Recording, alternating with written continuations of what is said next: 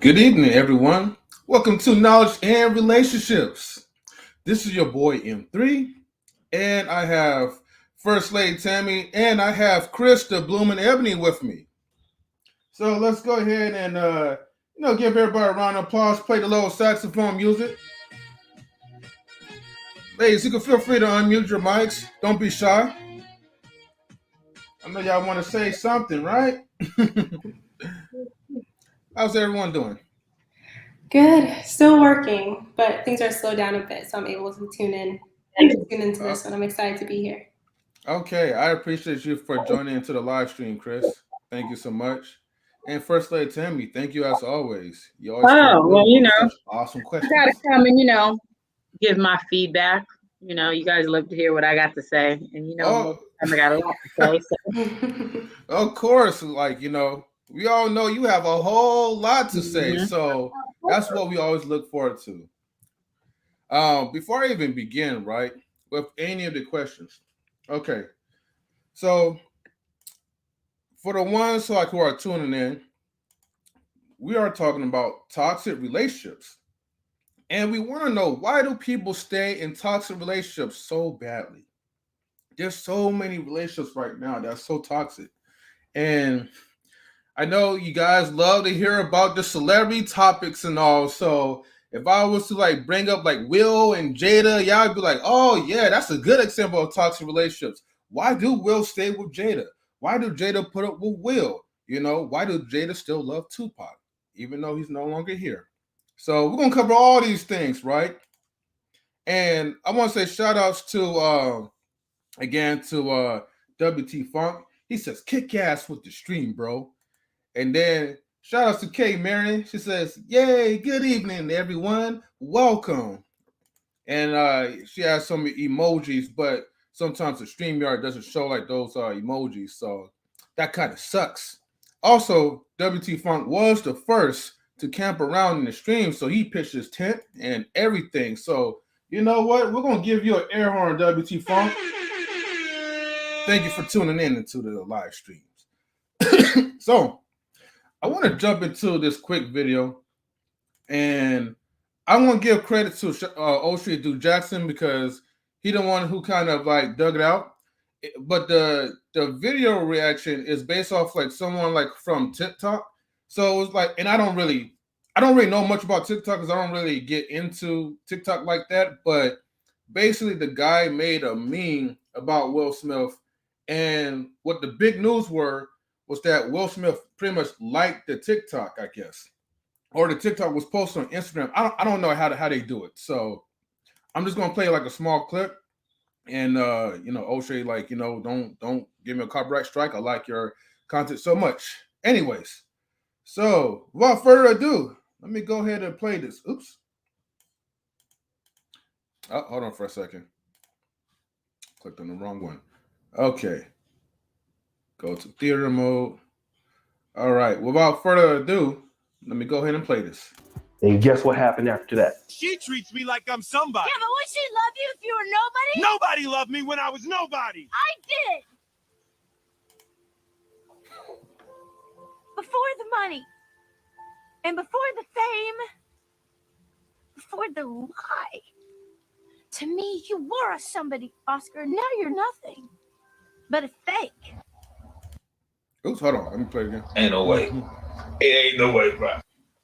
I don't even know what to say right now, bro. I'm gonna apologize to you first, Will. Just know we're on your side. So you saw the video. Okay. Thank you for sharing that, O'Shea. But yeah, so as you can see, that small little clip, right? The whole big fuss was like, okay, well, Will Smith liked it. So is there something deeper into that? Now, I know this is not about like the celebrities, but I just want to use Will and Jada for example because they've been going through it. Then I've been hearing Serena Williams and her husband was also going at it. They unfollow each other on Instagram, so that was like a big thing, But watching this video, what do you guys think about this? What are your thoughts?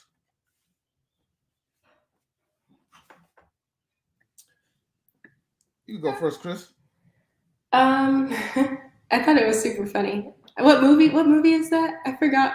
Shark Tale. The fish. A Shark Tale. I thought it was super funny.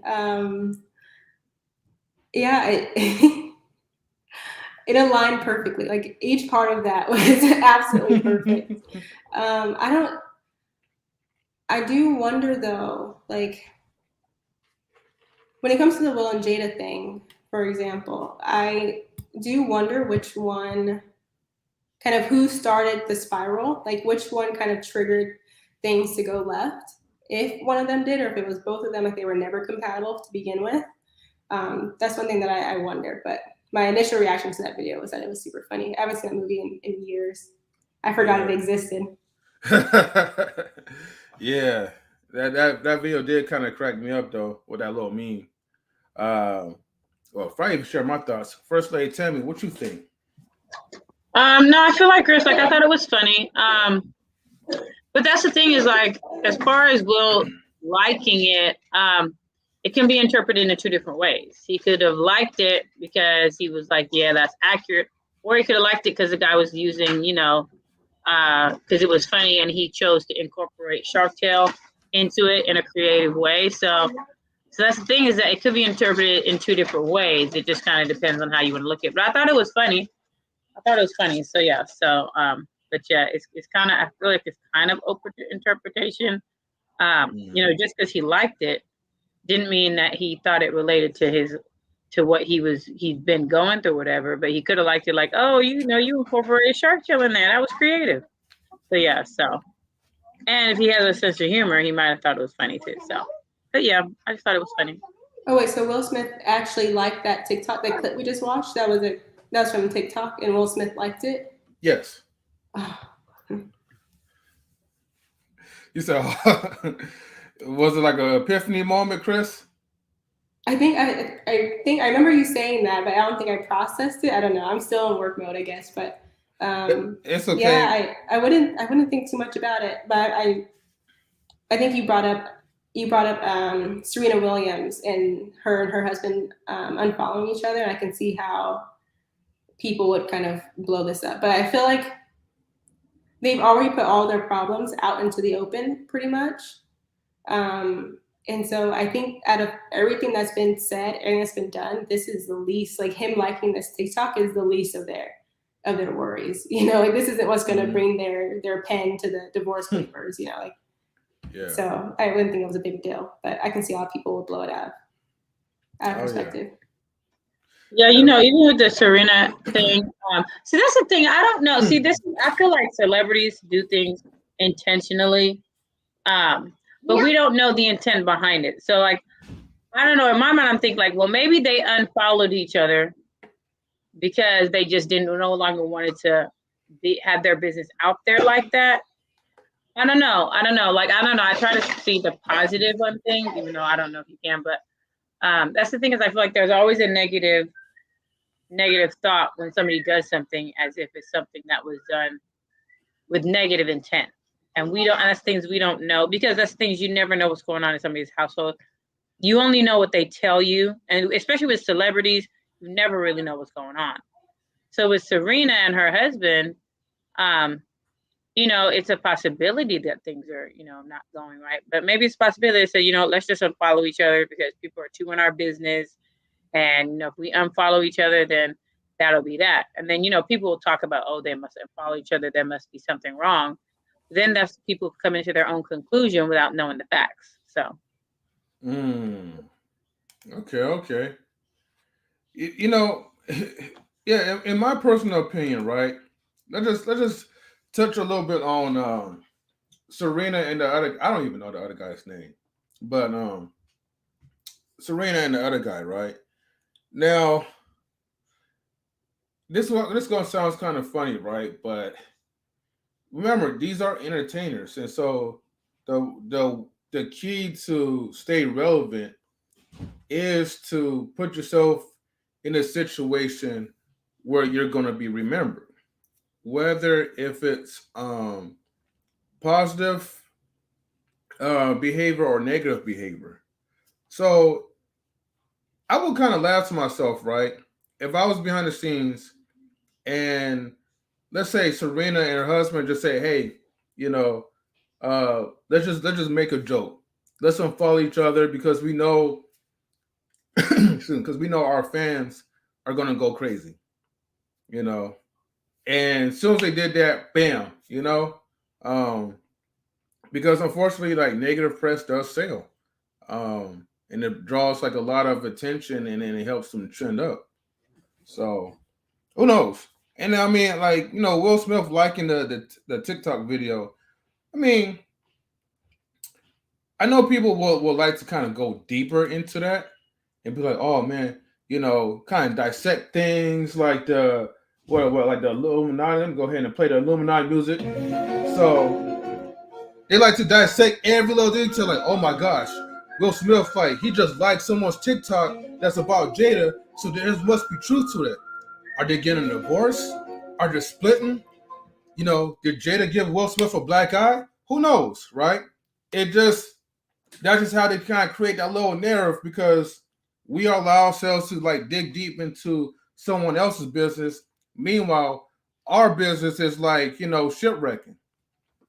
So, WT Funk says Serena and the other guy, an interracial love story for 2022. Yes, indeed. And then he says, he's a whole million he's a whole million part of Reddit, but we ain't never learning his name. And bro, the X-Files music. Yes. You know I have to play that. So let's get to the first question. What is your definition of a toxic relationship? And you know what? I'm gonna let First Lady Tammy go first. So my definition of a toxic relationship is a relationship that is detrimental to different areas of your life. So whether it's mentally, physically, spiritually, I mean that's the simplest definition I can come up with. You know, a relationship that's not adding to your life, but it's taking away. Mm-hmm. So I think it's a relationship that's detrimental to your well-being and is not adding any value to you. is taking value away. Okay. And then Kris, what are your thoughts? When I hear toxic, I just think dangerous. I feel like the word toxic is used a lot, but when I think of toxic relationships, I think typically of like something like unsafe, like an unsafe situation. So some sort of violence. Two people who like both have addictions and they kind of feed each other the addictions. I think those types of relationships are toxic. Enablers. So yeah, anything that's unsafe, dangerous, or can lead to some sort of can lead to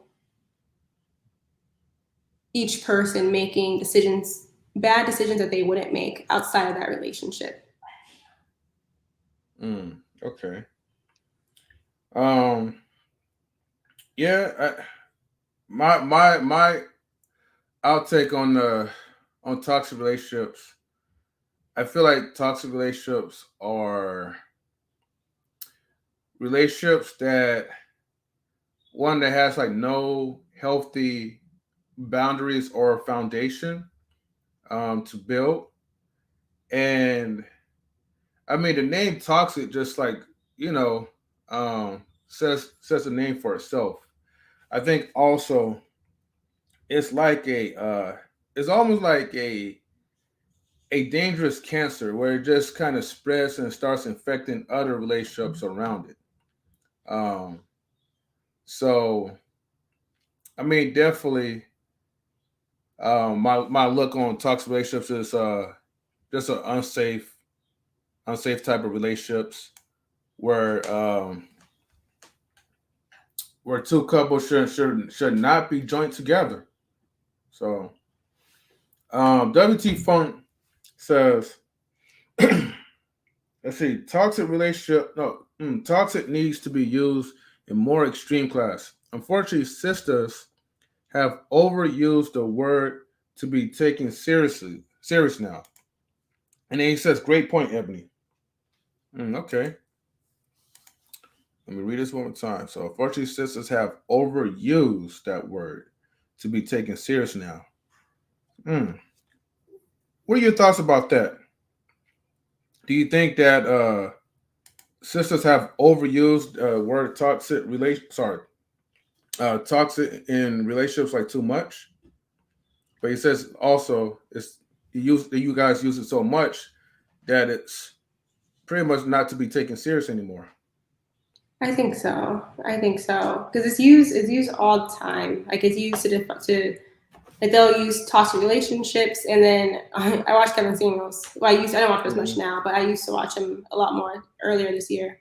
And he would ask the woman like, okay, what was toxic about it, and then they wouldn't really. It's not that they didn't want to answer, but they didn't really have an answer. It's like toxic was just like the word that they went to describe it, but they didn't actually. But it wasn't that bad, like it wasn't that extreme. Because when he would keep asking them, these women wouldn't mind getting back with these exes when they realized that the relationship really wasn't that bad, or maybe they were the issue in that relationship. And then you also see this with toxic masculinity as well, where women are tossing around this word so much, and it's an exaggeration, like complete exaggeration. Like it's they're using it so much where it's starting to dilute the word and its actual meaning. So I agree with what he says. Okay. The delusion of the word. Okay. All right. First Lady Tammy, what you think? Yeah, I do think that women can sometimes overuse things, and I feel like when something is overused, it loses its significance. Because now you're referring to all different kinds of things. But that's the thing, is that what's toxic for one person may not be toxic for somebody else. So I might not think something is toxic, but that doesn't mean that you don't. So I feel like, I can't necessarily judge somebody on what they think is toxic if I don't. Because there's relationships that I've known friends, and other people that have been in relationships that I would consider toxic, but for them it's not. So so it's kind of hard to say. I do feel like just any term that's used too much, it's it's not understood when it's used in the correct context. But that's the thing, is that I may feel it's the wrong context, but somebody else may not. So I almost feel like you can't really downplay what somebody else says just because you don't necessarily think it's at that degree that you would consider serious. I don't know. It's kind of hard because, I don't know. It's kind of hard because I feel like with relationships just in general, you might look at somebody's relationship and think it's just horrible, where that person is in it and they think everything is fine. You may think it's toxic and they may not see it as toxic either because they don't want to see it, or for them, that's just how it is. But but that's the thing. There's some people, like there's some couples that they fight, but there's no negative intent in the fighting, the arguing. And if I look at that, I'm like, oh my gosh, they're fighting all the time. Like, what's wrong with them? But it's not it's a different degree of fighting, if that makes sense. Some people, when they fight, they say all these things. That's just, I'm like, will blow your mind about wow, she's talking to him like that, or wow, he's talking to her like that. And then other people have a different degree. But I think it all depends on your perspective and how you look at things. So like I said, it's kind of hard to judge. And I think I've just gotten to the point where when I look at other relationships, I don't see it as toxic. I see it as that's their relationship. And I'm not going to see it in any, because just because I see it a certain way doesn't mean that's how it is. And I do feel like, once again, people will show you what they want you to see. People will show you what they want you to see. So you only know as much as what someone allows you to see, rather than what's really going on.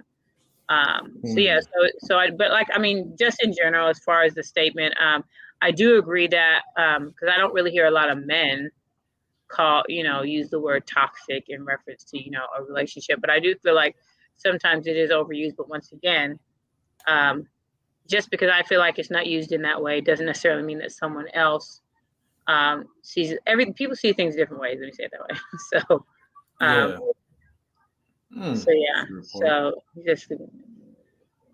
Oh, you want to read it? He says, sleeping with the enemy movie. Movie with Julia Roberts, that was toxic, or Enough movie. It has become a buzzword. I feel, or you think, like Casey said. Well, no, when I say I feel, it's just a matter of, this is just my opinion. So, this is my opinion about something. For me, when I say I feel or I think, for me, they're interchangeable for me, not necessarily for other people. And I say it a lot just because I know I may not have the same opinion as somebody else. So I don't like to make blanket statements, just because I feel like when you make a blanket statement, it's not allowing you to see that there are exceptions to every rule. So just because I see something a certain way doesn't mean that is the way it is. That just means I see it this way and somebody else may see it in a different way than I do. So, yeah. Yeah. And then he says, not the same at all. It's not the same for as far as him. For me, it is, though. That's the thing. That's like, everybody's entitled to their opinion. Even with him, he says it's not the same. But for me, when I say I think or I feel, for me, I use it interchangeably. Just me personally. Like I said, I say that, but some people don't. So, and he's asking, why do women, I'm sorry, I keep reading the comment out loud. I'm sorry. No, you're good. Okay, he said, why do, so the reason, and I always say that I don't like blanket statements. I don't like blanket statements because there's always an exception to every rule. And a blanket statement is saying, this is how it is for everybody that fits that group. And unless you know every single person that fits in that group, you can't make that statement. You only know the people that you know, the ones that you know that have gone through that. So it'd be like me saying all men are dogs. Like, that's a blanket statement. I don't know all men. So making that statement is not a fact. That's my opinion.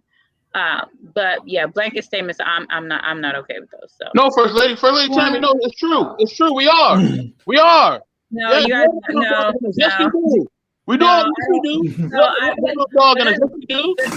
but that's the thing is, that to me personally, I just don't care for blanket statements.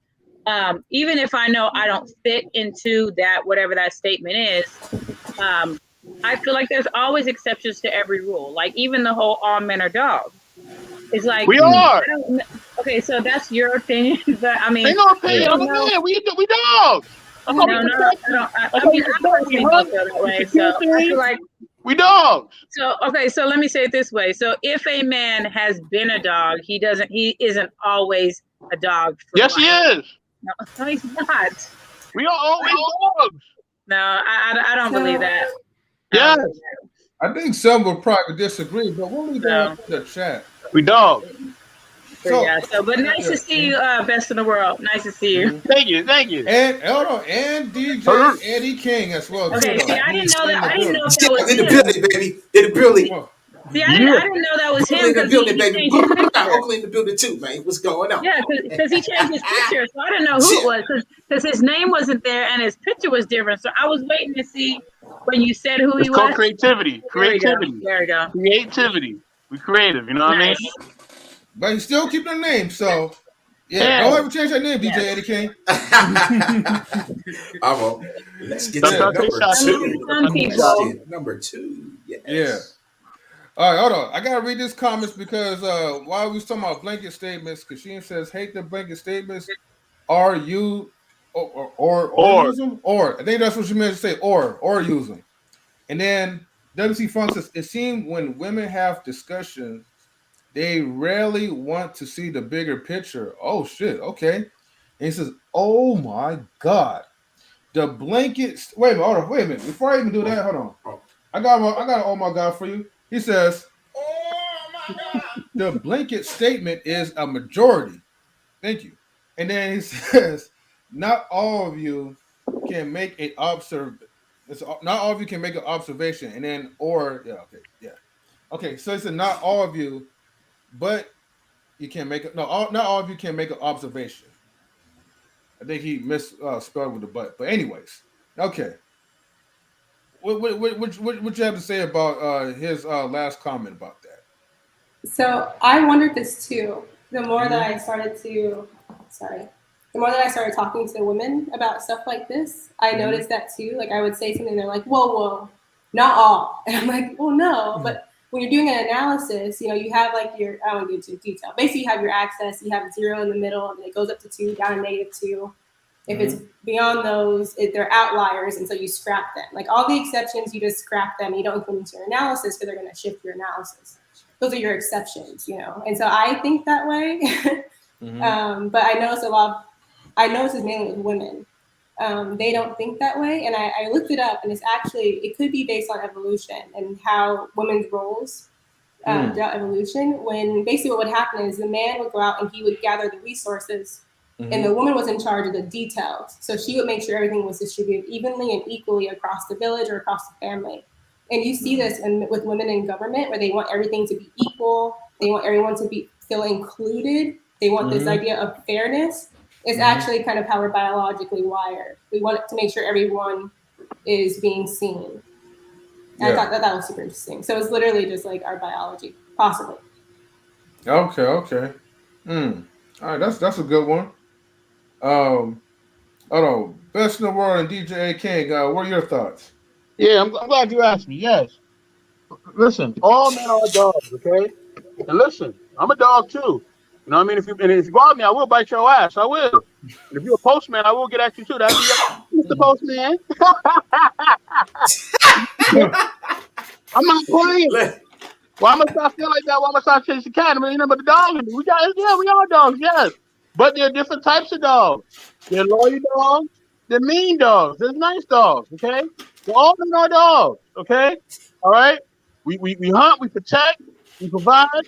Yes, we are the dog, but there are female dogs too, okay? All right, so you got both. You know what I mean? Listen, I wear my manhood proudly. I love it. All parts of it. I mean, yes, I'm a dog. Yes. And like I said, if you bought me, I will bite you on your ass. And that's it. I'll get back to that part in a minute, but go ahead, DJ Eddie King. No, I was going to ask Mr. Best of the World. What kind of dog? What dog are you? I'm a full-grown German Shepherd. They better keep it 7. I'm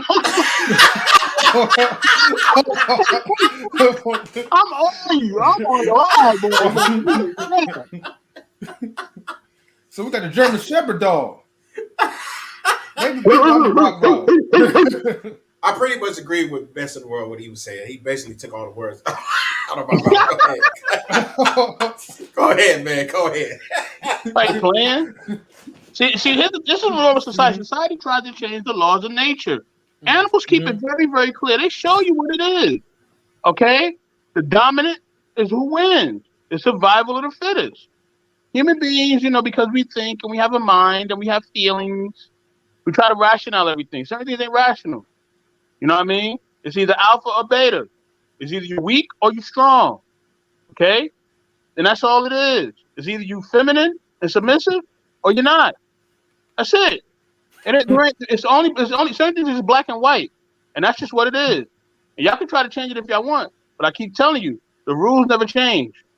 You know what I mean? And the results will always show that the rules don't change.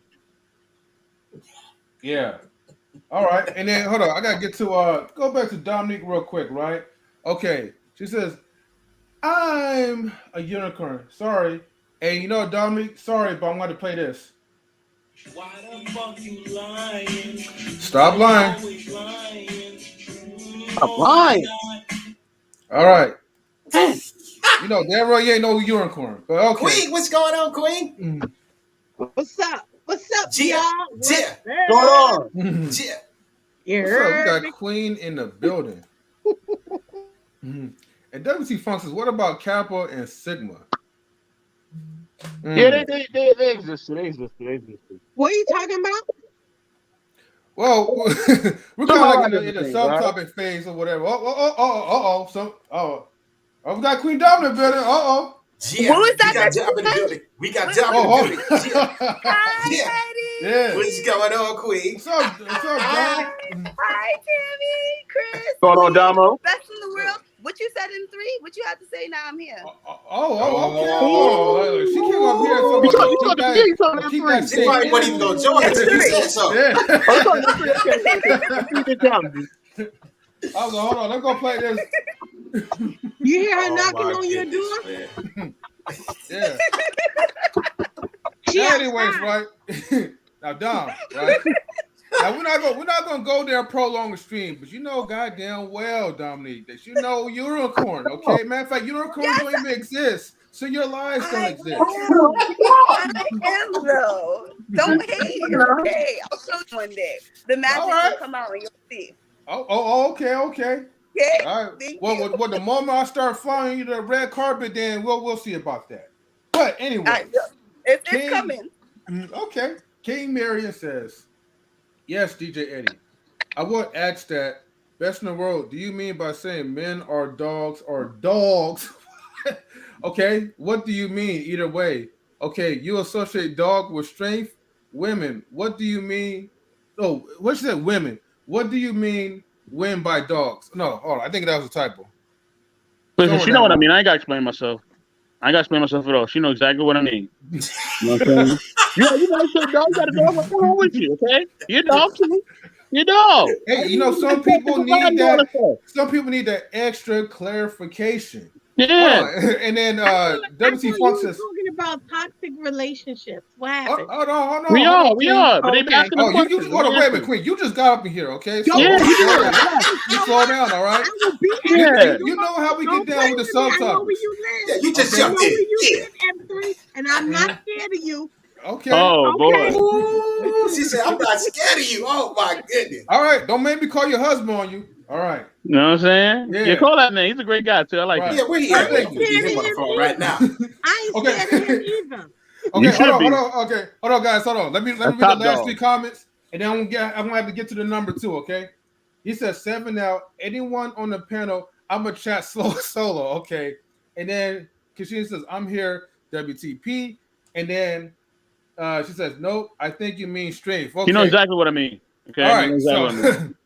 All right. So number 2, right? Number 2. So we don't stay off the point, right? But hey, shout outs to the chat for always asking good questions, silly questions, and even more silly questions. A lot of you. So, number 2 is, what do you think are some of the primary reasons why someone will stay in a toxic relationship? Well, go ahead. Sorry, you didn't pick. Sorry. What? No, actually, no. I was going to pick Queen of Dawn, but go ahead, DJ. Okay, well, Let me get the prime your reason voice. why they will stay in a toxic relationship. So sometimes it usually be for the love of the kids. Will be to me it would be the number one reason. Sometimes parents, they go to therapists and go through all of these things only for the love of their children. And I feel like that's one of the reasons. Number two, it could be a man or a woman that can have more money than the other person. Okay. Which is the reason, because let's just say they don't have any family or friends that can help them out, and this individual is the only one that's helping them out, which is also could be the reason why they will stay in a toxic relationship. For example, they just did. I just seen this football player in the news that his woman called the police, and by the time the police got there, she denied the whole thing. She denied the whole thing because she claimed that she was being abused or whatever by the NFL player. I forget his name, but she denied it because she wanted the money. She wanted the money. He has the money, so that's why she stayed with him. So that's a lot of reasons. Go ahead. Like convincing. Okay. Dom, what do you think about the number 2 question? What do you think of some of the reasons that people stay in a toxic relationship? So I definitely agree with Eddie, and it's a lot of reasons, but I'm gonna say my own reason because I've been in a toxic relationship. Y'all already know. So I dated someone when I was 19 who was 7 years older than me, and this person lived in Tilden Projects in Brooklyn, and we dated for 3 years, and it was a toxic relationship. But I was young, and I'm 19, and this person is like paying for stuff, and I'm like still living at my mom's house, but kind of living with them, and so I just felt like an adult, and it was just fun. I was crazy at the time. I was also, cheating and doing other crazy stuff. So it was like, oh, this person's toxic. I'm toxic too. Like, why would I go mess up some nice person's life? That was pretty much it. And then when I got tired of it, then I grew up and I was just like, oh, wait, this is not what I want anymore. I don't want to be this toxic. So then I moved on to someone that wasn't as toxic anymore. That was it. So I think some people, when you know yourself, you're like, okay, well, why would I go? And it's like, okay, well, I'm in it because maybe this is the life that I'm living right now. Sometimes toxic isn't always like detrimental to your life, especially if you're like 19 and like, not really doing anything, not getting pregnant or anything like that. Sometimes not all toxic is like, oh my God, your life is going to end. Sometimes it's just a fun moment. And it's like, oh, wow, I did that crazy shit. And now, I grow up and I move on. So that's my reason. I was young and it was fun, partially, mostly fun. Okay. Queen. Okay, let me get to Queen real quick. What do you think that a toxic relationship could be fun for a young folk? Hell no. I think that's crazy. I think toxicity is very dangerous. And I think it's like playing Russian roulette. Because once again, if it's toxic, it's harmful, and you don't know how it's going to how the other person's going to respond to the toxicity. You don't know how far the toxicity can go. So I think when you play with fire and you get your house burnt down, then you wonder why. I don't think it's okay to play with anything toxic because once again, you can't predict how the other person is going to be affected or respond to the toxicity. I think that's crazy. That's like playing with acid. Why would you play with it? Right. It's going to eat your skin off. I mean, I think that's just, yeah. So no. Okay, we got my sister's keeper in the building. Hi, how you doing? What's up, Danielle? How you doing? I'm good. Just got home.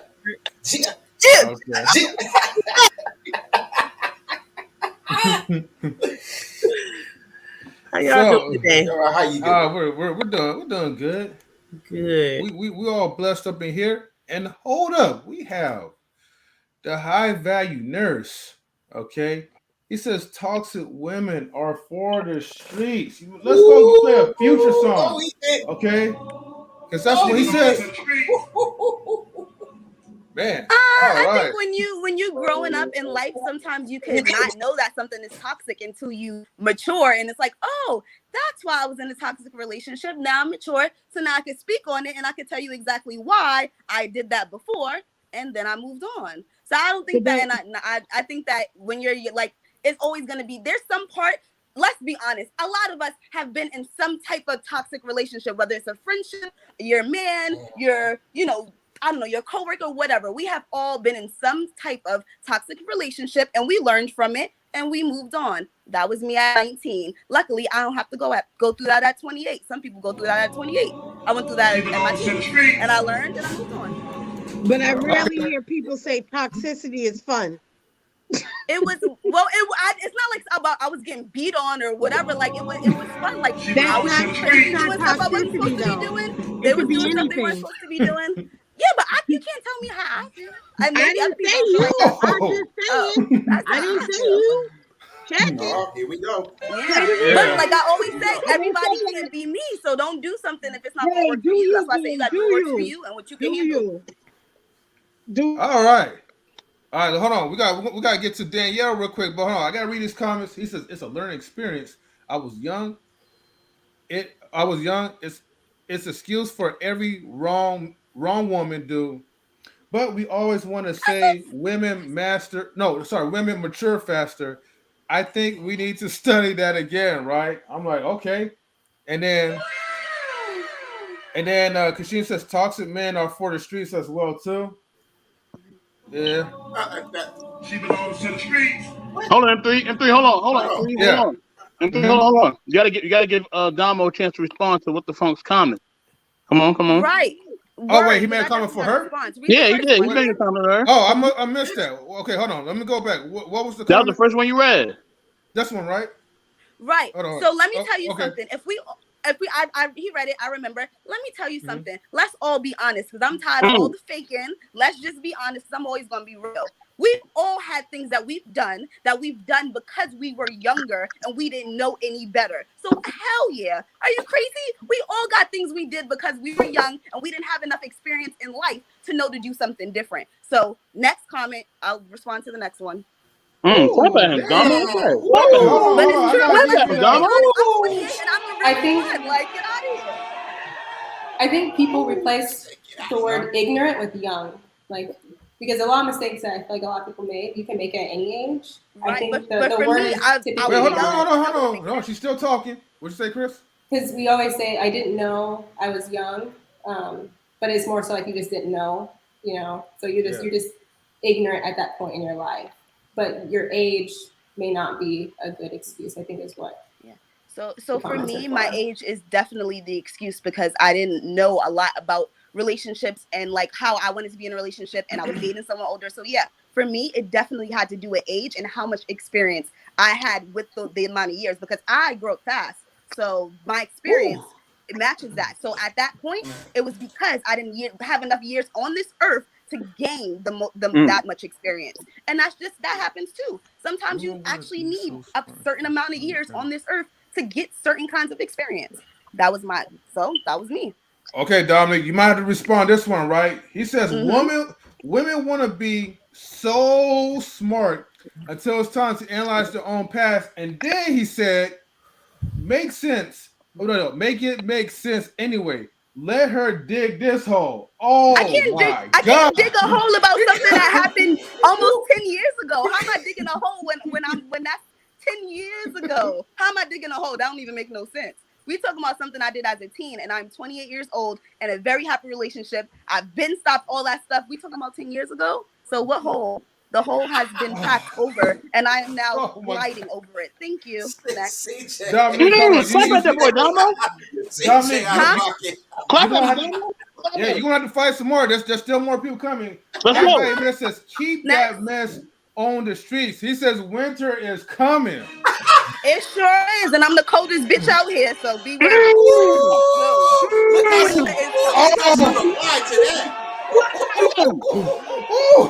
Hold on. She replied to that. Hold on, man. Now I gotta. Oh man, hold on. Man, this is a little too early for me to put the shades on, but man, y'all putting the heat a little bit too much. I salute you. Yeah. I salute you with both hands, Dom. I salute you. Yeah, okay. Dominique. Salute to Dom, word. Right. The thing about me analyzing my past, that's what makes me smart. But I could look at it and say, yeah, I did something dumb. And so what? I changed. And I could talk about it and not act like we don't all do it. Oh, well. So that is and. Okay, let's see. How we use the blanket statements. See how that works. Okay, that's a lot of comments. So I'm gonna read through all this real quick. All that cis code for I was and still maybe for the streets. Shout out to Jada Pinkett Smith. Okay. He says, oh, sad song, right? That's what he's pretty much saying. And then she says, ignorance, not caring to know, not just knowing. That is naivety. That's at any age, okay. And he says, you still sound 28. Well, I would, okay. You know what? One day I'm gonna bring Ali on here because I would love to see y'all faces and y'all relationships, and y'all come on here and talk about your past. Let's do that. Let me hear about your past, okay? Before you start saying I'm still toxic, because you don't know nothing about me. But that's okay. I love the comments. I love the comments. I love it. She loves it. Okay. I was toxic back in the day. When I was young, I was toxic back in the day. I can admit that. Yeah. Hold on. As a matter of fact, let me go ahead and send this link. That was really only because of trust issues, though. Really. Right, and these comments don't make any sense because how am I clearly I didn't change, I didn't learn anything. I'm clearly saying that was wrong, that I'm different. How did I not learn anything? That doesn't make any sense. Yeah, that doesn't make any sense. I'm not responding anymore. Now it's starting not to make any sense. If I'm saying that I learned and that I'm different, then clearly I learned. Duh. That's why I'm talking about it. Duh. Whatever. Oh man. That don't even make no sense. Go ahead and go back and forth with one of the guys like that. You ain't that big. Wow. So look, WT Funk, right? If you want to hop up in the StreamYard, man, because man, it sounds like she's trying to give you like a losing battle right now. He don't do that. He says it made sense. Duh, really? Okay, whatever. Okay. All right, hold on, Danielle, right? Let me get to the number 2 question for Danielle, and then we'll go to oh dang, you know what? Hold on. I didn't think I got to most of the people yet. Wait, Tammy, I don't think Tammy got. I mean, what's that girl name up there? Kris. Wow, you forgot her? No, not Kris. Not the Ebony Blue. I'm talking about the other girl right there in the middle. First lady. There we go. Tammy. Yeah, hold on. Tammy's gonna have her turn. Go ahead, First lady. Wait. Hold on. I think Danielle first. Yeah. And then, wait a minute. Okay, hold on, guess. Hold on. Look, Danielle, answer the number 2 question real quick. Somebody can't bring the smoke in, but go ahead. Number 2 is, what do you think some of the primary reasons why someone will stay in a toxic relationship? Because that's what they like. All right. You heard that. That's what they like. Let me go ahead and bring WT Funk up in here, right? Because WT Funk is in the building. Smoke. Wait, and now he left the building. What the hell? Must be having some British connection issues. I literally was talking to a nurse today, and she was telling me about herself and her life, and I let her know that she sounds very unstable. She's like, "Yeah, it's toxic." I told him that we were very toxic for each other, but she loves him, so they're gonna stay together, doing what they're doing. Okay, so they like it. That's what they do. Yeah. What does CJ says? He says, "I would love to see your dude pull up to the show because I find it hard to believe a self-respecting man will pull up with all that masculine energy." So let me tell you something. My man doesn't get a lot of this masculine energy because my man is not as emotional as y'all. So my man is a man. He don't talk a lot. He don't say a lot. He don't go back and forth. He goes, "This is what it is," and that's it. So because he is a man and a strong man at that, he don't got to get this masculine energy. I get this masculine energy to the chicks. So yeah, but you can see him. He actually said hi before, and half the time that he listens to the stream, he does not agree. He's like, I don't understand why a bunch of men are arguing about things I don't care. In Africa, we don't talk about what a man does, what a woman does. You just do your roles and you keep it moving. Like, why are y'all talking about it? So of course he can come on, no problem. Hey, And he yo, will say let hello and him he will come be on out. and speak for himself, okay? He will say hello and he will be The out. He will women not. in He this will not. world don't know their roles. That's why we talk about it. Yeah, but so for him, but that's his opinion. How he'd be like, so him coming on here and talking, he's gonna say hello and that's it, because he's not a talker. Like he's not like me. He's very quiet, and this is what it is, and I'm gonna keep it moving. You're gonna be quiet and keep it moving too. Yeah. Double T Funk was going to give you the smoke, Dominique, but he said he came to the backstage and the audio was mad choppy. You know, something's wrong with his Wi-Fi. So, you know, and he says, I'm back where it's safe. And hi back. I know sign language. My dad is deaf. ASL. Mm-hmm. Yes. Yeah. Sign language. Okay. And then LL. And then let's see. Oh, that was my comment. And he says, I bet laughed my ass off. I don't know if it was about the assignments or something else though, but I kind of missed it a little bit. But yeah, okay. First Lady Tammy, what do you think about the number 2 question? I agree with Eddie, DJ Eddie King when he said that. Yes. Finally. I definitely think that is a very big reason why people stay, is because they have kids and their warped mind. They think that, you know, it's better for the kids to see you together than to be apart. I also think that some people stay because they would rather stay than face the alternative of being single. So in their mind, being single is the worst thing in the world. And so, especially if you've been in a relationship for a very long time, you look at all that time that you've invested and you're not willing to give that up, because the alternative is you're going to be by yourself. So you'd rather stay with this person, no matter how toxic they are, you'll stay because you don't want to be by yourself. In your mind, being by yourself is the worst thing in the world. So you'd rather stay with this person. And I have a friend who she was in what I consider to be a toxic relationship. And I think they've been together for they were together for like 9 years. And she knew stuff that he was doing, and she still stayed. I mean, I personally wouldn't have stayed, but she stayed. She thought it was okay to stay. And I know in talking to her that she, like, just being by herself was just not something she was willing to do. So I think that when you have time invested, you're not easily going to just give that up. So I would say those are the 2 big reasons. And I also agree as far as the financial, like if that person is taking care of all your financial needs, it may be hard for you to leave because you don't want to start at the bottom. You know, if this person's paying all the bills, you don't have to pay no bills, nothing like that. You don't have to worry about money.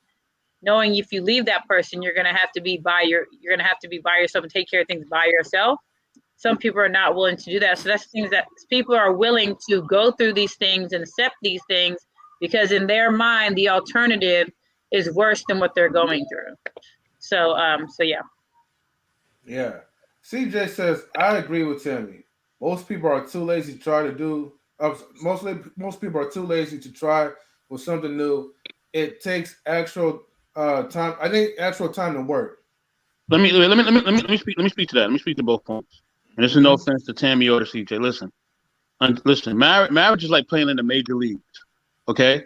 Until you're married and you play in the major leagues, you don't know anything about really being in a full-time relationship. And anybody who's married on this panel can tell you that. It's a lot different than boyfriend and girlfriend. It's a lot different than courting. It's a lot different than dating. It's a whole different ball game. And if you involve kids, it's different from there too. You know what I'm saying? So it's not that cut and dry. It's not saying, well, if I was in this situation, I would just leave. You don't know. You don't know what financial constraints that person has.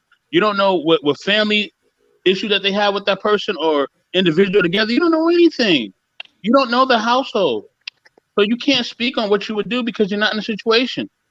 It's like being in any situation. I don't know what it's like to be, an educator or a NASCAR driver or whatever. I don't that's not my career. That ain't my field. I don't know. I'll think what I think I would do, but I don't know. So I'm not a parent either. I can't say, well, I think I'll be this type of parent because I really don't know. You know what I'm saying? I think there's certain things that I would like to do or I would try to do, and my child may become maybe a bastard or they may be a saint. That's not really something I can control.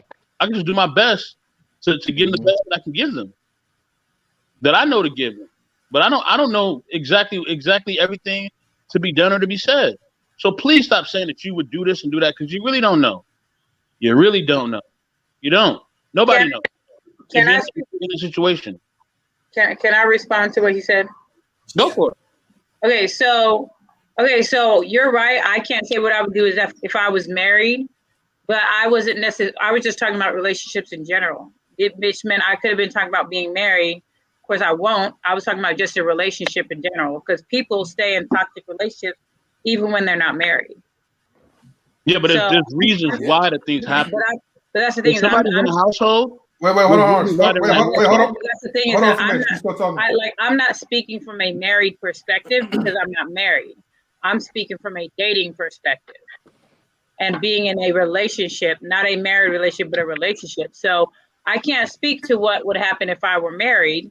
That's a whole nother ball game. And I would never speak to if I was married, I would do A, B, C, D because I truly don't know. But I do know as far as when I've been in relationships, I know what I can say that I would do when I've been in relationships. But that's the thing is that, I mean, there are different, things going on. But like I said, I can't speak to being married. I don't know. But I can speak to being in a relationship. Okay. I gotta quickly get to the other guys because, yeah, man, we always at the 1 hour mark. Let me say something real quick. All right, make it real quick. All right. My thing is this: if you've been in a relationship, whether it's a marriage or either whether it's a boyfriend and girlfriend relationship, if you live with someone and you live with them over a span of time, over 5 years, a lot of things are different. It's not the same. You know what I'm saying? And the criteria change, everything changes. You know what I'm saying?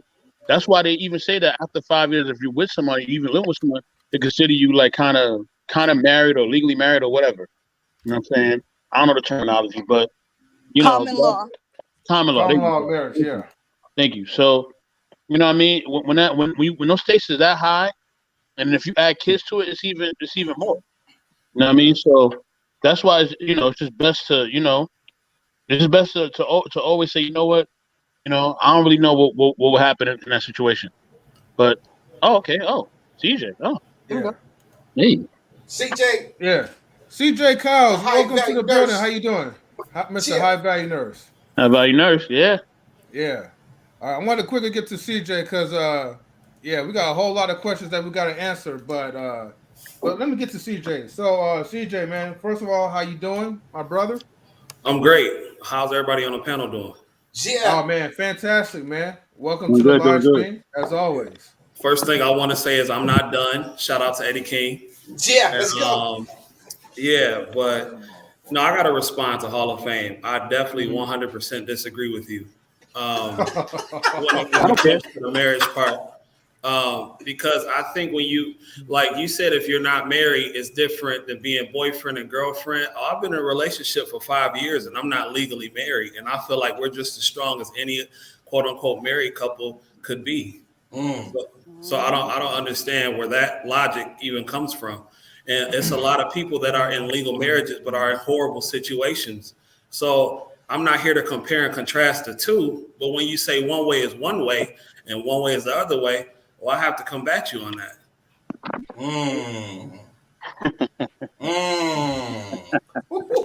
All right, Mr. Hoffman, what's your response?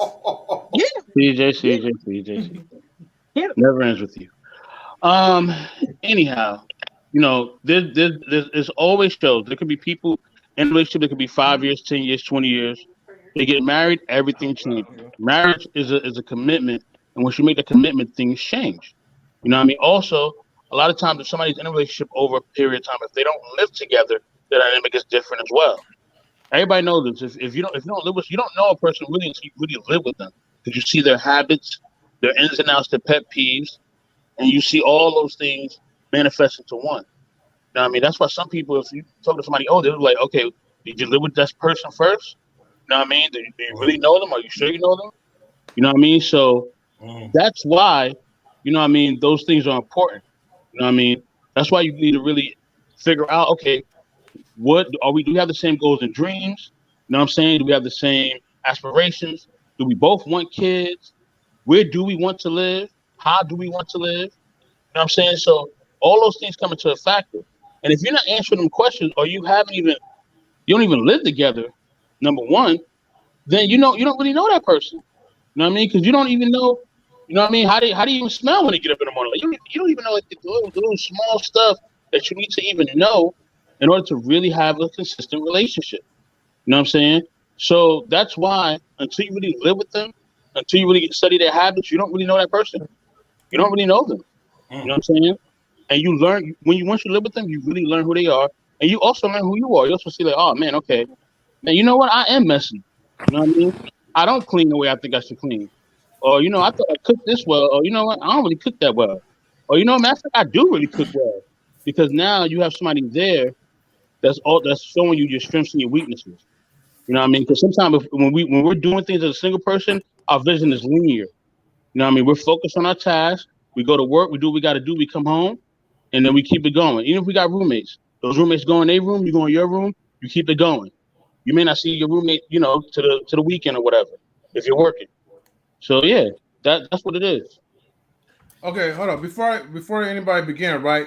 Hold on. There's people that's watching on YouTube. I need to ask you guys to get these likes up, y'all. Come on, Like man. and subscribe, It was like at least like 10 people watching. Y'all not liking it? Come on, man. Liking the content is for free. All right. But go ahead, CJ. Well, maybe I'm misunderstanding what you're actually saying, because me and my lady, we do live together. We've been living together for the past 3-4 years, and I know her in and out, and we're good. We both made the decision not to get legally married because she's been there and done that, and I don't want to get legally married, and we're on a good path. So I guess maybe we're saying the same things, because you were like, well, if y'all don't live together, you don't know each other. Well, I know her in and out, but we're not legally married. So the only thing that's not official is the title of being legally married. So I don't know what's the difference between what we're doing and what somebody who may not be married doing. We got all our stuff. We got a living will.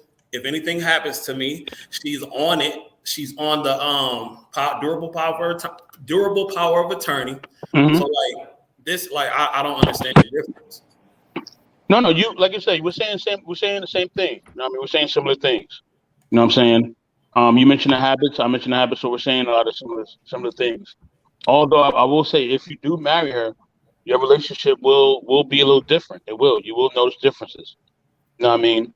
And it's just instinctively. You know what I'm saying? You know, with marriage, things the difference change. though? You know what I mean? Danielle agreed, so maybe she has an answer to that. Why'd you nod your head yes, Danielle? You was like, yep. Because it's true. Just like, I mean, anything, whenever something changes in your life, there's something new. There's something different. And it's not something that is tangible that somebody could explain, because what will change in my life or my relationship is not necessarily what will change in yours. But what would change are your feelings. What would change, it would. You can love her as deeply as you want to love her, but to put God on it, it's like God is on it. It's like the salt bag. I'm trying to understand what the difference too. It's like when you do something, but then you add an extra commitment on top of that thing. If you actually value marriage and you value religion, because marriage is about religion. Yep. You have to have some type of strong feeling about that thing. And I can't tell you exactly what that change will be, but it is a difference. But that's all subjective though. Because what if I don't feel the same way about religion? You get married. Huh? You can't say that until you get married though. You're just saying what you think. But that's still subjective. Wait, okay, hold on. But that's still subjective, because there's people that's married that hate being married. I'm not talking about people who like each other or don't like each other. What I said is when you get married, something will change. There will be a difference in that relationship. The love that y'all have will be deeper, will grow bigger, it will be stronger. And that's just that. But you would. No, but if that's you're not a willing- fact. But that's It's not a already factor. bigger. That's It's what already you bigger. feel. When in a regular relationship, it's already bigger. So, But that's not. But see, you can't say that because that's how you feel, not how I feel. You can't tell me that my love isn't as deep for her as it can get. But you don't know. Like how You deep ain't you want it to there. go? It's already I deep can't enough. tell you. When you're I in a can't tell you. regular I relationship. can't tell you what's at the equator if I ain't never been there. That's like me saying, "Oh, I think it's going to be this way." Well, it's this way now on the ocean. So when I get to the equator, it ain't gonna be no different. You don't know. Ain't nobody saying what you're feeling is wrong. Ain't nobody saying your relationship is great. Hold on, I'm talking, but you can't say what it is because you ain't there. Yeah. That's all everyone's saying. It ain't saying devalue your relationship and how much you love her. Ain't Not at nobody all. saying that. But what I'm saying is, listen to most married couples. When I was doing Lyft and Uber, I had a married couple in my car that was married 45 years. 45. And I said to them, they saw my ring and they was like, "Oh, how long you been married?" I said, "Oh, 2 years. Man, I don't know if I'm gonna make it, blah, blah, blah." And then they were telling me about what they went through as 2 years or what they went through as 45 years. And I said, "Well, what's the one thing that's helped you guys get through your ups and downs or whatever else?" And they shared what they shared. And they said, "But when we dated, it was different. When we got engaged, it was different. And when we got married, it was different. When we had our first kid, it was different. When we had our second kid, it was different. When we lost our house, it was different." Life evolves. That means your marriage, your life in commitment levels evolve. Yes. It's all about evolving. It's not saying you're at a bad place and one's better than the other. That's not what it's about. Just like your relationship for 3 years. It's not going to be the same next year or the year after that. It's going to evolve. That's all it is. But evolving to what though? No. Answer the question. Evolve to what you wanted to evolve. Because what I'm saying is, answer the question. Go ahead. Okay, so basically, what I'm saying is, when you are in a relationship, you're pretty much doing the same thing, and you're pretty much been doing the same thing. Let's just say for 10 years, y'all haven't even got married. So when you get married, what's the difference? You're still going to pay bills. You're still going to go out and eat. You're still going to take a woman out to a restaurant. What's the difference? And then, as far as the Bible, I don't really believe that the Bible is just based on marriage. It's based on a lot of stuff. It's based on a lot of stuff, not just marriage, though.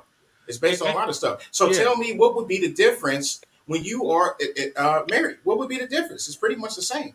And hold on, before y'all answer that question, wait, hold on. Before y'all answer the question, right? Let me just add on to it, right?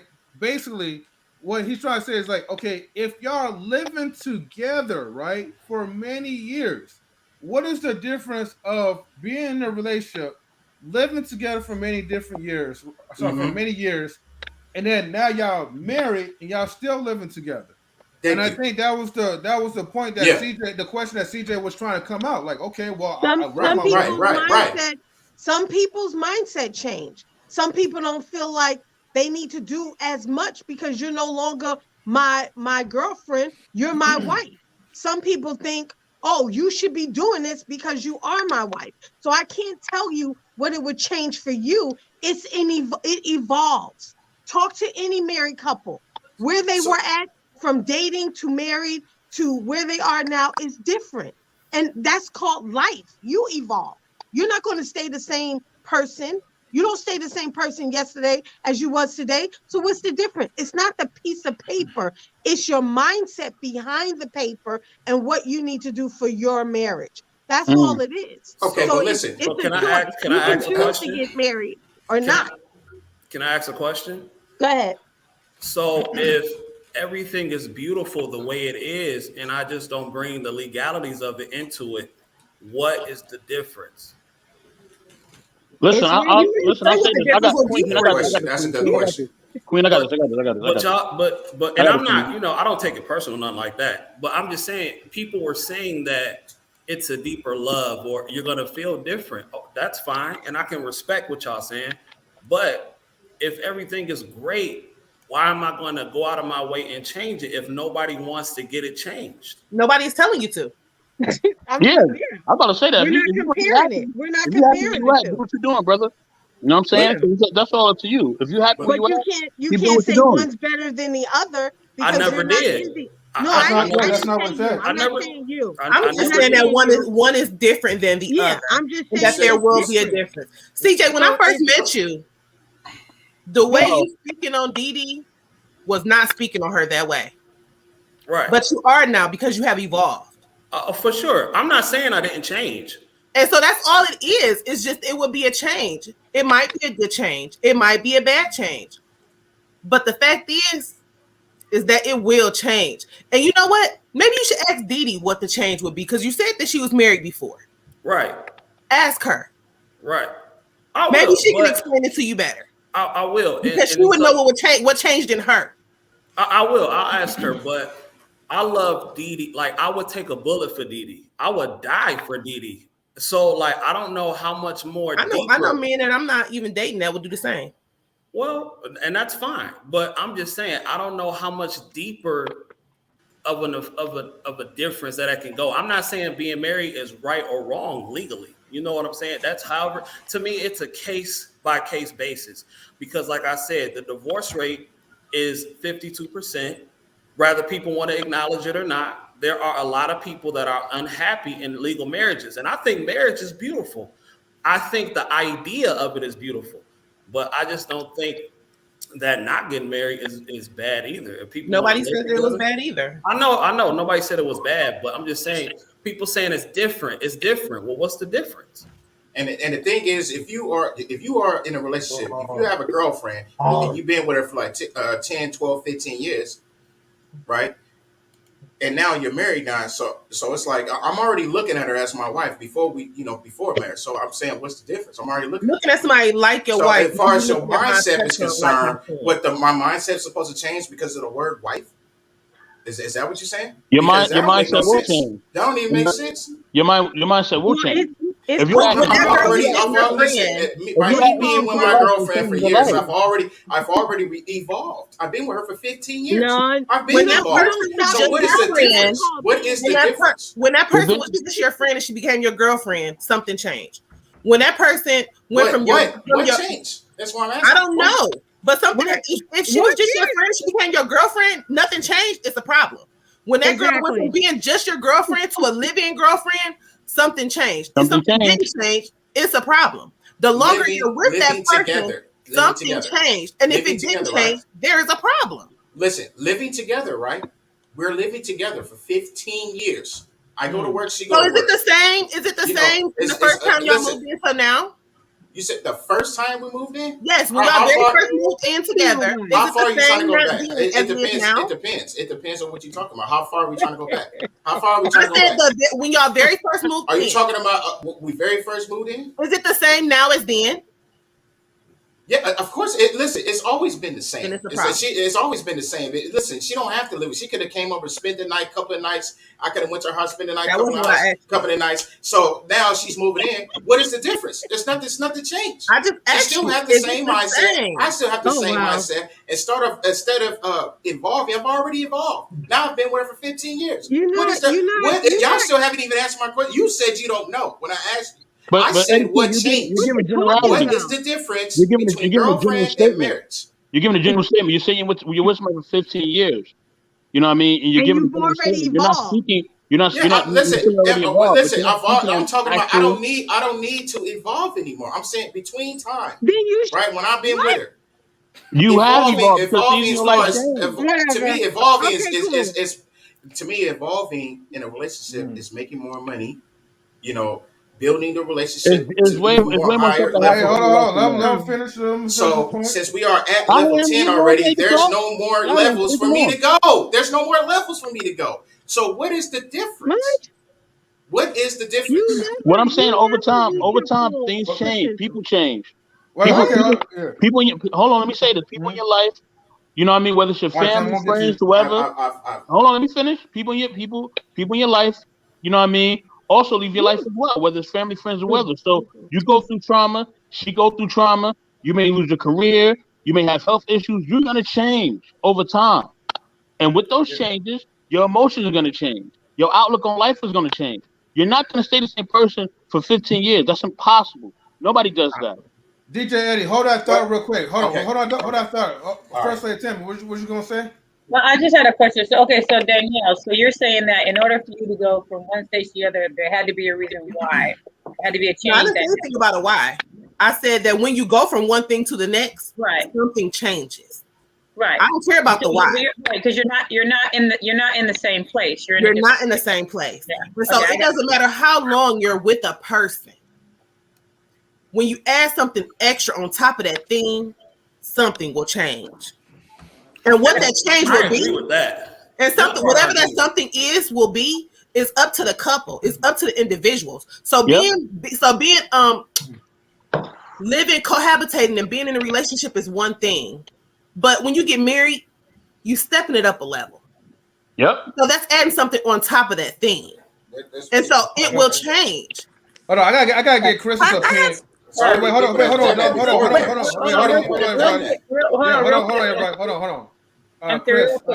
BK, what's up, BK? What's good? Can I say one small thing real quick? Wait, hold on, Tim. Let me get to Kris. I'm gonna get back to you, okay? Hold on. I know that small thing is gonna be a long thing. So, Kris, okay, what are your thoughts? I saw you nod your head a few times about the marriage topic. So, yeah, I agree. Oh, sorry, I didn't cut you off. I agree with Danielle. I think I value marriage quite a bit, and even just thinking about how can you guys hear me? Okay, even I'm not. We can hear close. you. Okay. Even I think about how my relationship has evolved. Just from going from each stage, things shifted. Like the way that I viewed that person shifted completely. Just that the commitment changed. We've been living together for a little while now, but with each phase, it's like when you invest, when you're investing in the stocks, and you have a certain stock that's high risk, and when you put money into it and you watch that grow, it gives you that rush, and that's kind of what it feels like. With each commitment level, it's like I'm dumping more money and it's slightly higher risk, but I know the return is going to be so much greater. And so you say like being married will be the return, that'll be so much greater? Yes. And I feel like because of that risk, I'm going to want to give it my all, do my research, make sure that, I'm being I'm nearly fully equipped to handle that role, if that makes sense. So it's not that I don't take my relationship serious now, but I know that the way that I navigate it will shift a bit once I become a wife. Okay, well the roles for sure. Okay, hold on, Dominique. I'm gonna get to you. Okay. So then, so Kris, so I guess what I'm gonna ask is, do you believe that so if you and your partner or whatever are living together, which is cool, but once you get married, you're saying that's gonna are you agreeing that would change the relationship dynamic? Would be a step up, or would it still feel the same? It's for people who are living together and they're used to living together, would there be anything new once you're married? Yes. Yeah, I don't know if the word change quite fits it, but it's sort of like a step up. It's wow, I've been practicing for all these years, and now I'm about now it's official. Now it's time for me to hit the ground running, because now I have a whole new the structure is going to change a bit. Now it's okay, we've made this agreement to be aligned with God, and so my role in that marriage is going to shift. When I'm as a girlfriend, it's nice, I guess, but as far as my purpose being fully 100% aligned with his, it's just not quite there. And I think it's really hard to do without being fully committed, legally and spiritually. That's my humble opinion, but I've noticed that shift with each stage, and I think that shift is going to be even greater when marriage occurs. Okay. Can I just ask a question? Wait, hold on. I gotta get to Dominique, and then I gotta jump over to BK real quick. Yeah. Okay. But Dominique, can you are you able to make it quick? Yeah, I am. I'm going to make it really quick. So I think that everyone is right. And that's the thing. If you hardcore believe in marriage as a religious thing and as, you know, something, for example, my family's Jehovah's Witness. So it's hard for them to get a divorce. It takes a lot. Like they go through a lot and try to fix it before they would ever get a divorce. Someone who's maybe not a Jehovah's Witness or doesn't believe in, you know, religion and God that much may get a divorce faster. Someone who doesn't think marriage really matters, like, oh, it's a piece of paper, something might not shift. Things shift because of your mindset, because of what you feel about the situation. So if you don't feel anything about signing that piece of paper, then you might not shift. Your relationship after 15 years might not change just because you signed the paper. But if you feel like, you know, God, and this is what I'm supposed to do, and I got to do right by God, then after 15 years, you may switch. So I think it just depends on how you personally feel about something, because there are people who have kids and you're supposed to automatically make a change, and you don't make a change because you don't have that parent instinct. So it just depends on what you feel on the inside, and that's what's going to change you, not really the piece of paper per se. That's how I feel. Okay. BK Apologist, welcome to the live stream. Thank you, sir. Thank you. Yeah, we're talking about like toxic relationships, and then we kind of jump to a few subtopics about like you know, like marriage and how things will be different, even if you're living together with a woman or a man. But yet, once you get married, while you're still living with that person, then the relationship will alter, pretty much. Well, based on the 2019 Current Population Survey Annual Social and Economic Supplement, it says for couples who decide to move in together, just over half of them marry within 5 years. Within the same time period, 40% of couples split up. So according to the stats, something does change once you go from living together and being married. Forget Bible, forget everything. I'm talking data, straight data. Something changes. So. Okay. It has a major effect on wealth as well. Married couples, it has a great effect on wealth as well. Married couples tend to do better financially. But I'm not sure if they take into account people who live together and share things, like create a system where they're able to kind of manage their finances like a married couple. But something about like being married, those couples tend to do better when it comes to wealth. And if you're married, one more thing. When you get married, let's say you're paying your taxes single. When you get married, it can actually shift your tax bracket down. So you actually save a little bit of money when you get married in taxes. Okay. Hold on, hold the phone, M3. Shout out to Atlanta Thrasher, yeah. That's my guy right there, man. Thrasher, what's up, man? Yeah. Yeah, he says, Atlanta, me too. Oh wait, I'm reading the wrong one, but yeah, this is a hell of a topic. Yes, it is a hell of a topic. I will watch that movie ASAP. And then WT Funk says he brought his toxic Samuel L. Jackson hat.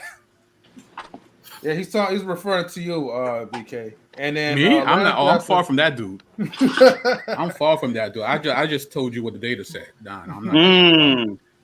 I am not that guy at all. I got a whole video going at that dude in my channel, so I am not that dude. Oh, okay. Yes, sir. He gave me that correction, man.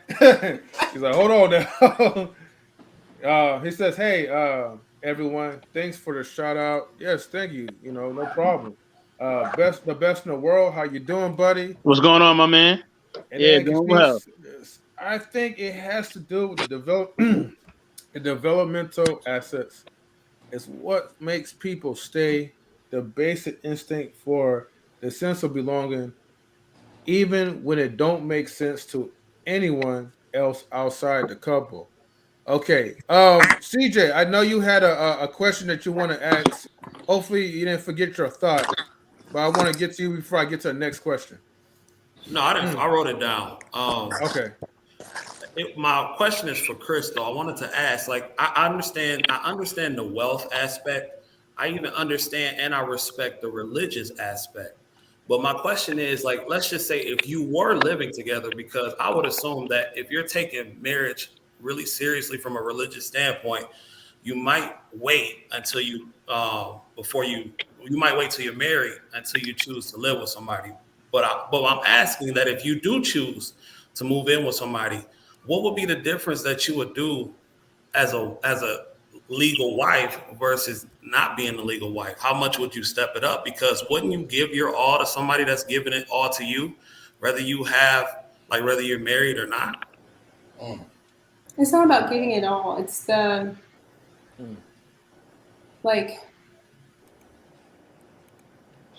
it's one of those things where it's like you don't know what you would do until you're in the situation. It's like when the pressure changes, the way that you react to certain things kind of shifts a little bit, I guess. But it's not that, like I said, it's not that I'm not giving my all now, because I believe that you have to work on being a wife before you can become a wife. But the risk is different. I don't know how to explain. I can't really explain it without referring back the security. to You're talking about the security of marriage. Not really the security. Not really the security. It's like there's more writing on it. So you want it to survive. It's not that I don't want it to survive now, but it's just what's writing on it though. That's what I'm asking. Yeah, it's a hard question to answer. Because Danny, you said it's a step up. Well, what is exactly that step up? What is that? That's what I'm trying to figure out. The step up is just a bigger commitment. As far as what though? That's come I say you have to actually have a religion that you value. And just because you have a religion that you value don't mean that you do everything right. Even in religion. I can respect that. Even in religion, there's levels to it. When I first met Lamont, I wasn't covered. I wasn't practicing. And what the things that I viewed and valued wasn't what I view and value now. The way I carry myself changes the more I study my religion. I'm constantly changing as a woman, wife, mother, child, sister. Everything changes the more I am into my religion. Things changed in so like with me and Lamont, the way he viewed me changed. As much as he loved me, as much as he took care of me. One day we was at home and he was like, "You got gas in your car?" "Oh, I got to go put gas in your car because my wife can't pump gas." I mean, it's not like do that, and I'm not legally married. It's not that it's a big thing. What would change and I keep on saying what would change for you is not necessarily what would change for me. You would have to do it to know what would change in you, what the difference in feelings would be, what the difference in actions would be. What is the fear that Dee Dee had that she don't want to do it no more? That she said she been there and done that. When a person's been there and done that, it's something that they're avoiding because they didn't like it the first time. But what about the people? Well, okay. So, because when you say step up, to me, it interprets as that this is better. And that's how it's better to me. Right. So I'm just trying to figure out what. And that's everyone why I say else that has gotten married, most people feel that is a better thing because what you cannot negate is that is a bigger commitment. To commit to a person, just to a person is one thing. But to commit to a person under the eyes of God, to put God on that thing is just a bigger thing because it's not just you anymore. It's just not you. I feel like this. I feel like this. If you're not legally married to somebody and you're choosing to stay, knowing that you could leave at any moment, but you're choosing to stay, not because of anything else other than I really want to be here. To me, in my view, I think that's an even bigger commitment. It's the same when you're married. It's the same. You still choosing to stay, and you can still leave at any moment. But a lot of people stay in marriages just because they're married, even if it's bad. Mm-hmm. It's the same with relationships. People stay in relationships because they're comfortable. But if I was to stay in a relationship, or if you don't have anything else that's riding on it, like your finances and stuff like that, you could just walk away. But if a person is choosing, and I'm not saying you wrong, I just want to understand what you're saying.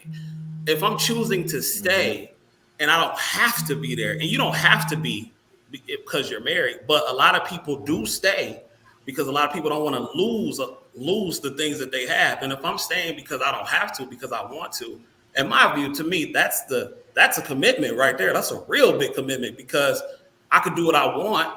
Not saying that you can't do what you want, but it's easier for me to do what I want and no repercussions. Now, if you can walk away with no repercussions. Well, that's not true for a lot of people. A lot of people lose when they walk away. A lot of people lose.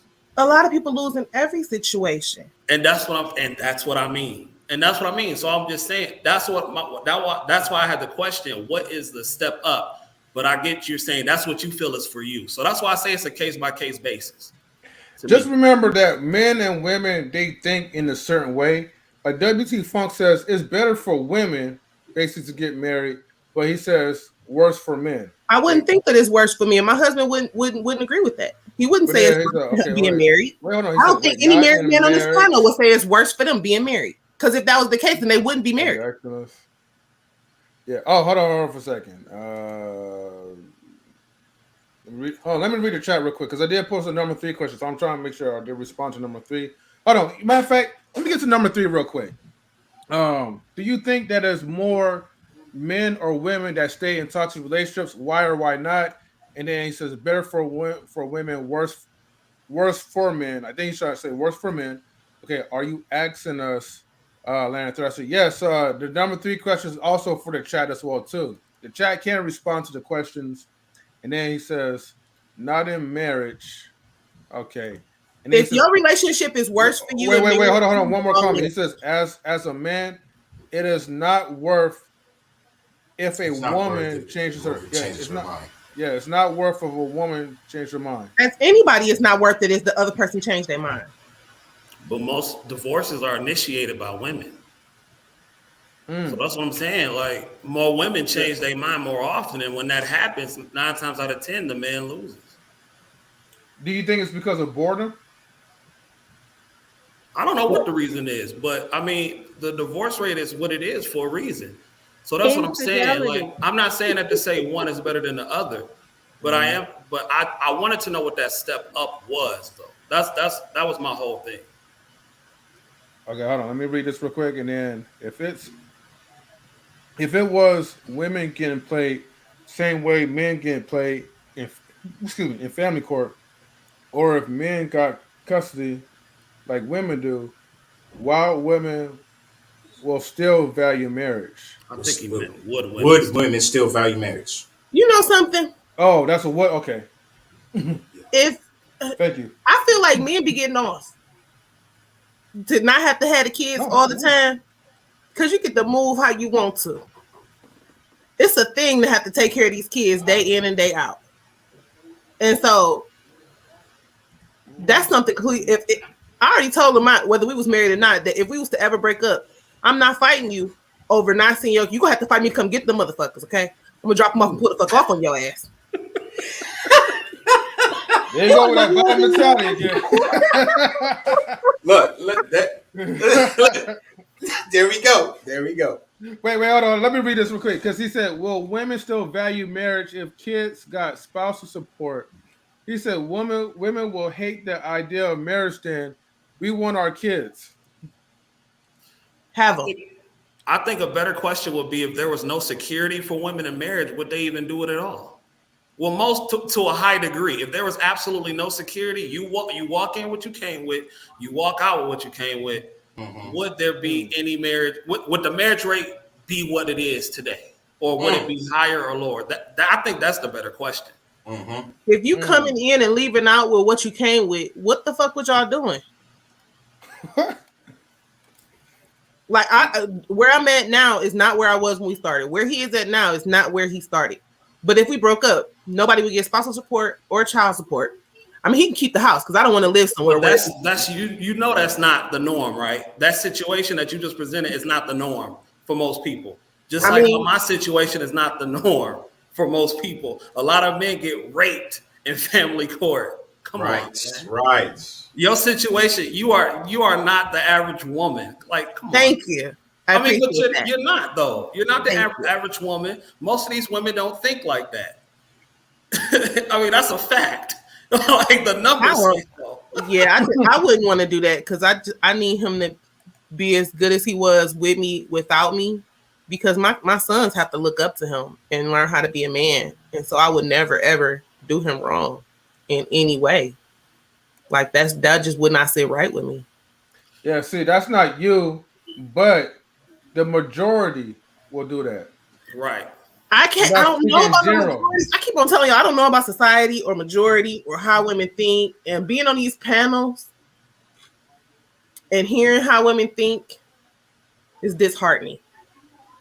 I mean, you can learn that from Love and Hip Hop. Oh no! See, when I watch Love and Hip Hop, everybody be wrong on there, right? Yeah. If you're learning from Love and Hip Hop, that's an issue already. Everybody be wrong on Love and Hip Hop. That's definitely that's definitely an issue.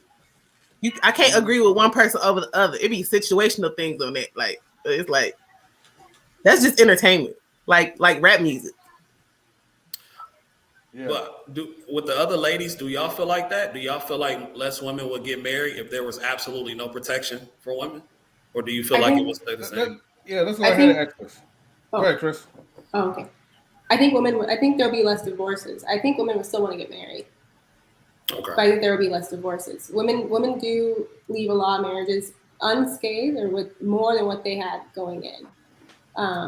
So, like, for example, when we get married, like, I do plan to set up like community properties. So anything that he built before we're married is going to go into his own separate trust.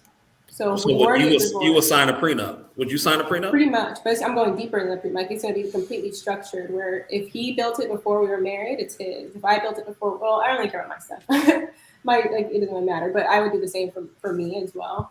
But what would you say to people that say, well, that's not love? Like, if people say, well, you're looking at it, because that's what I agree with you. People say that. I agree with what you're saying, but people say, well, that's not real love. That's not a real commitment because you are putting this over here. You're thinking something bad is going to happen. To me, that's no different than not getting married, if you ask me.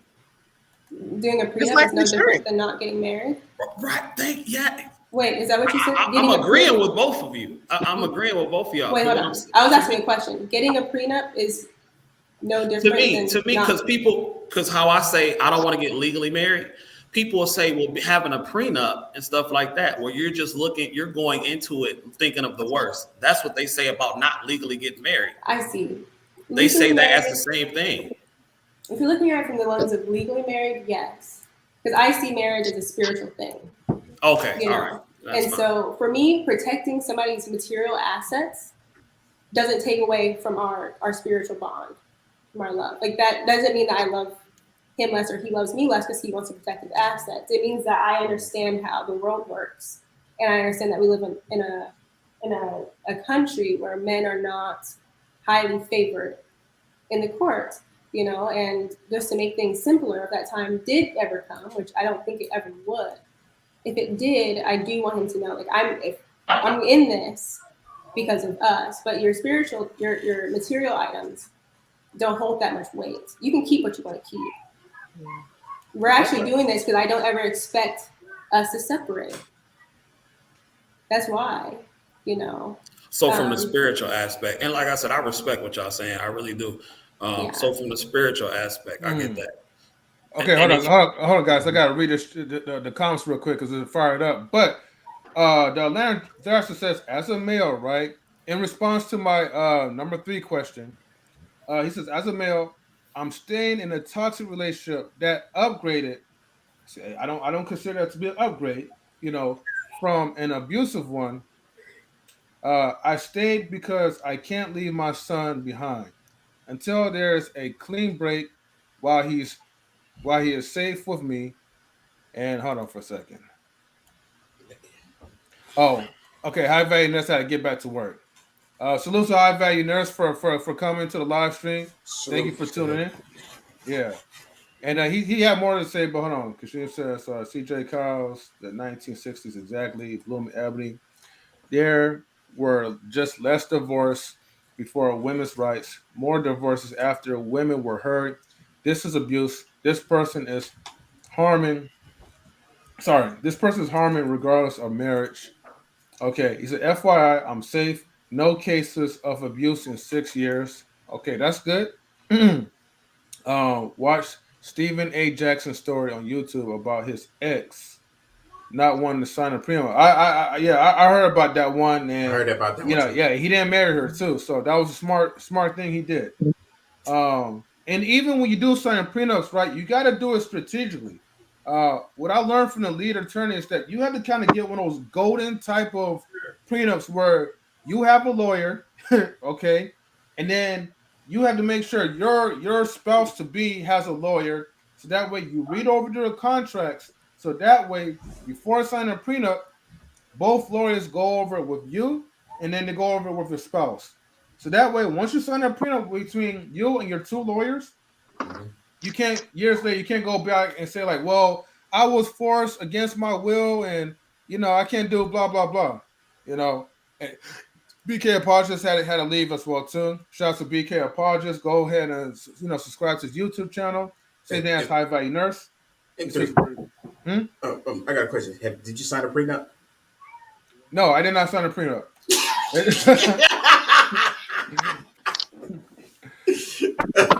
So no, I was one of those people who did not sign a prenup. So yeah. And I'm for sure like most of us did not. But I think in the world today, if I were to get married, like if I was single and I was getting married today, then yeah, I would go through the whole legality stuff or whatever, right? Yeah.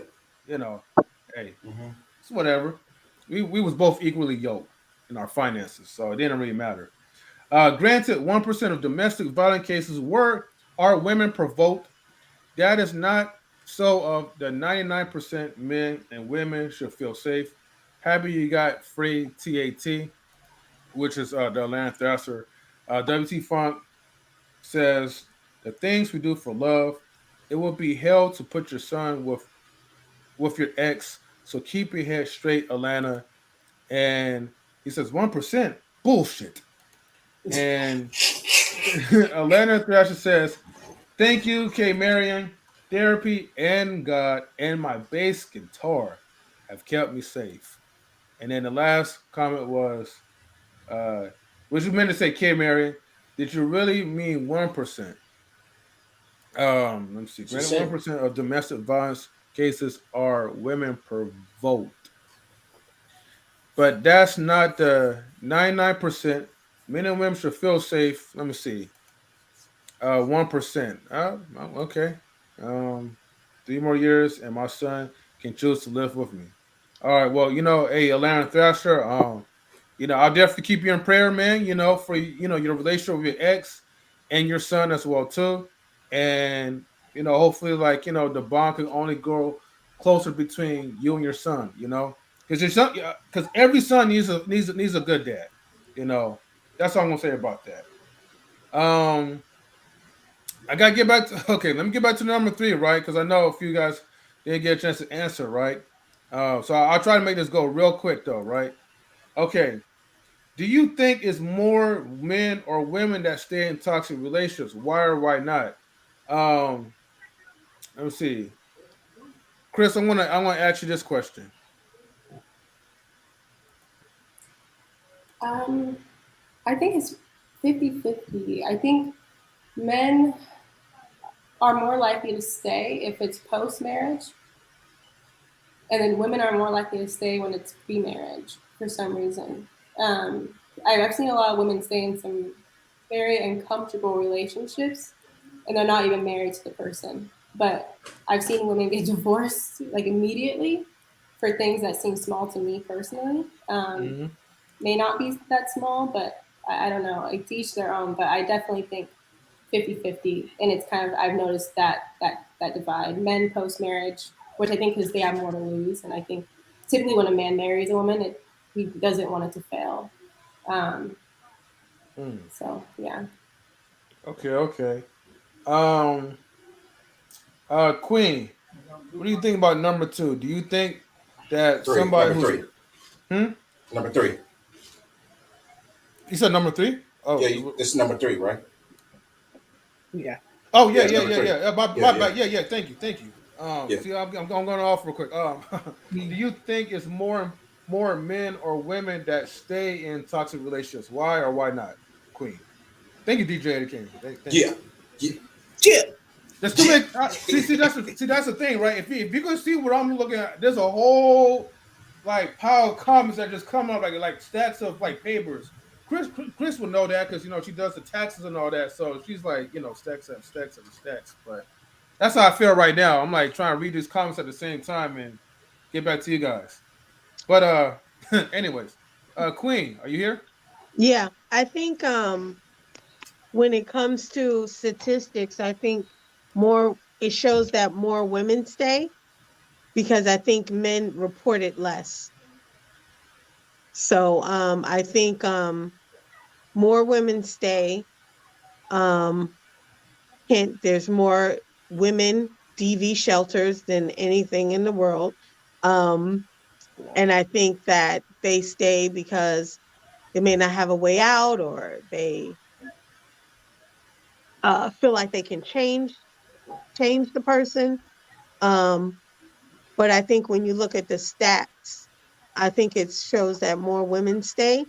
But like I said, because I think men don't report it, and they think, oh, you're not a man if you're getting abused. That's not abuse. So, yeah. Okay. First Lady Tammy, are you here?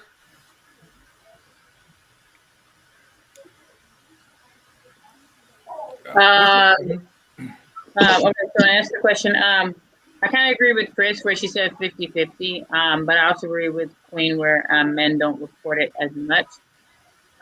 So it's kind of hard to say because we don't really know how. It may seem like it's more women, but because men report it less, we don't know if it's really the same amount. But I mean, in my mind, I would think it's 50-50. But in reality, we really don't know. So yeah, so I guess that's kind of I guess that's my kind of question though. So, but I think it'd be interesting to see how many men are in toxic relationships or have been and have stayed, opposed to the women that let it be known that they were, opposed to the men that didn't. So I think that would be an interesting answer. So, but yeah.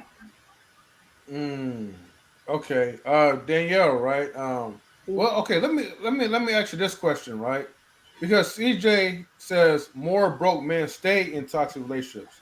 Do you agree or do you disagree? Me, I agree. You agree? I think more broke people stay in toxic relationships. Why is that? If a woman is broke and she's being taken care of, or a man is broke and he is being taken care of course you're gonna stay where you being taken care of. But I think it's 50-50 too. Okay. All right, DJ Eddie King, man. Let me get the men's side. What do you think? Yeah, of course, I disagree with the 50-50. First and foremost, I really believe that the man is the one that stays in the toxic relationship because when we first meet these women, not me, I'm just not saying me, but there are men out there that do because I've heard stories. They will find a woman, with no job, she's struggling, this and this and that. She doesn't have a family or friends to help her out. He ends up helping her. And the majority of time it's only because he feels sorry for the woman. Which is the reason why he stays in the toxic relationship. He's like, man, there's no one helping her but me. I might as well just try to make things work. But in his mind, let's just say, they met for the first time. The first time is cool, the original. It's always the first time that's cool. But then 2-3 months later, the women, not the women, I'm just saying the woman. The woman is, to somehow just change her attitude, change. She start getting an attitude for no apparent reason. We thinking it's the season. We thinking the season for women has came up, but that's like that every day almost in some relationship. And the men go through that, and the majority of the time they don't really say anything because they know what situations that they have been in, and the situations that they're in now. The men know that this woman needs them.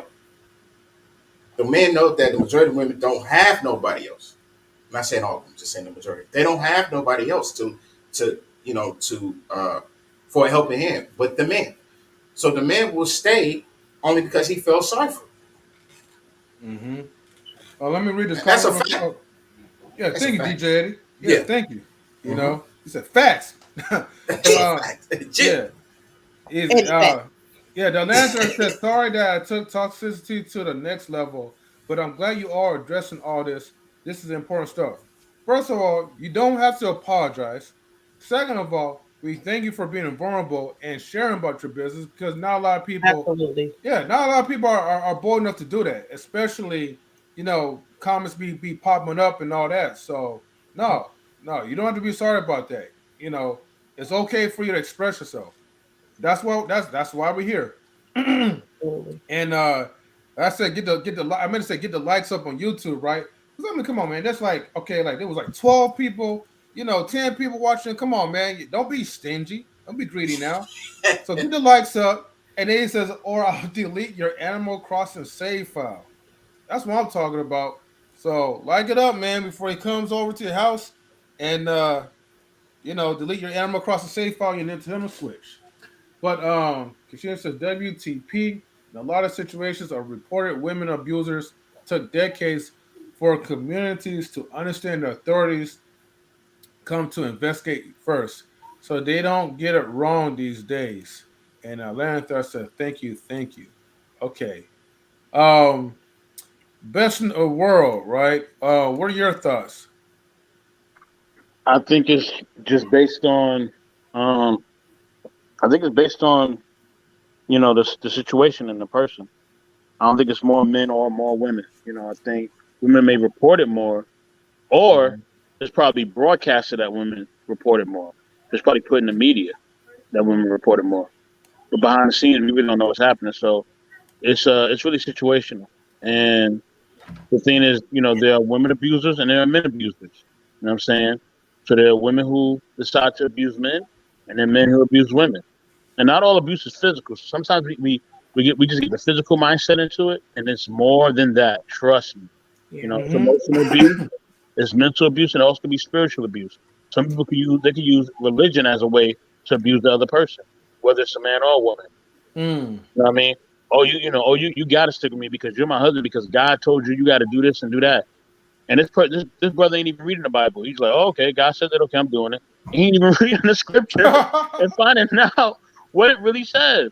He's not reading his Quran. He's not reading, whatever religion he subscribes to, and really understanding what it's really telling him to do. He's just going along with it. And then don't let them get the minister or the spiritual leader involved. Oh, it's even worse then. You know what I mean? That spiritual leader calling them and saying, "Oh yeah, listen, you got to do that because your spouse said that. Your spouse told me what you did. Now that person feel like a little kid. You know what I mean? Because because they look at that spiritual leader in regards to like a father figure or even like a God-like figure. You know what I'm saying? Which is dangerous. Number one, because your only idol is supposed to be your God. Spiritual leader, just a spiritual leader, they're supposed to just direct you to God and help you to see God better. They're not supposed to be God for you. And so that's the thing, and that's what happens in relationships. Or it could be emotional, where that person could be emotionally manipulative. It could be a man or a woman. And trust me, here's the thing. When it comes to emotion and mental manipulation, let me tell you something. You know what I mean? Women are the most deceitful. Okay, please understand that. Women know the art of deception way better than men. Okay, now I mean they know how to deceive. Trust me. That don't mean that they're smarter. That's not what I'm saying. That's not what I'm saying. Your intelligence is based on your experience and based on your education and based on your knowledge of not just education based, scholastically, but also what you learn through your family, through I would say your neighborhood, through everything else, through your whole environment. So your knowledge is based on, your experiences and who you are as a person. You know what I mean? So that doesn't mean women are smarter. It just means that when it comes to the art of deception, women are most deceitful. There are women, that I know that was like, okay, I'm just marrying this man because I just want to give him a shot. What do you mean you're giving him a shot? This is marriage. This is not, you're not giving a piece of candy. Like, you're marrying this person. But they have deceived themselves and they deceived that person to believe that something is something that it's really, really not. You know what I'm saying? And women do that better than anybody. They have this, philosophy in their mind. They plan and plot. And here's the thing: you can be with a woman, you can tell her, "Hey, listen, you know, okay, I want this, I want that, I want this amount of kids, I want this, or maybe I don't want kids, I want that." That woman may agree and say, "Okay, yeah, yeah." She'll act like she agreed, but in her mind, she's plotting the whole time how she gonna get everything she wants. And you ain't even thinking.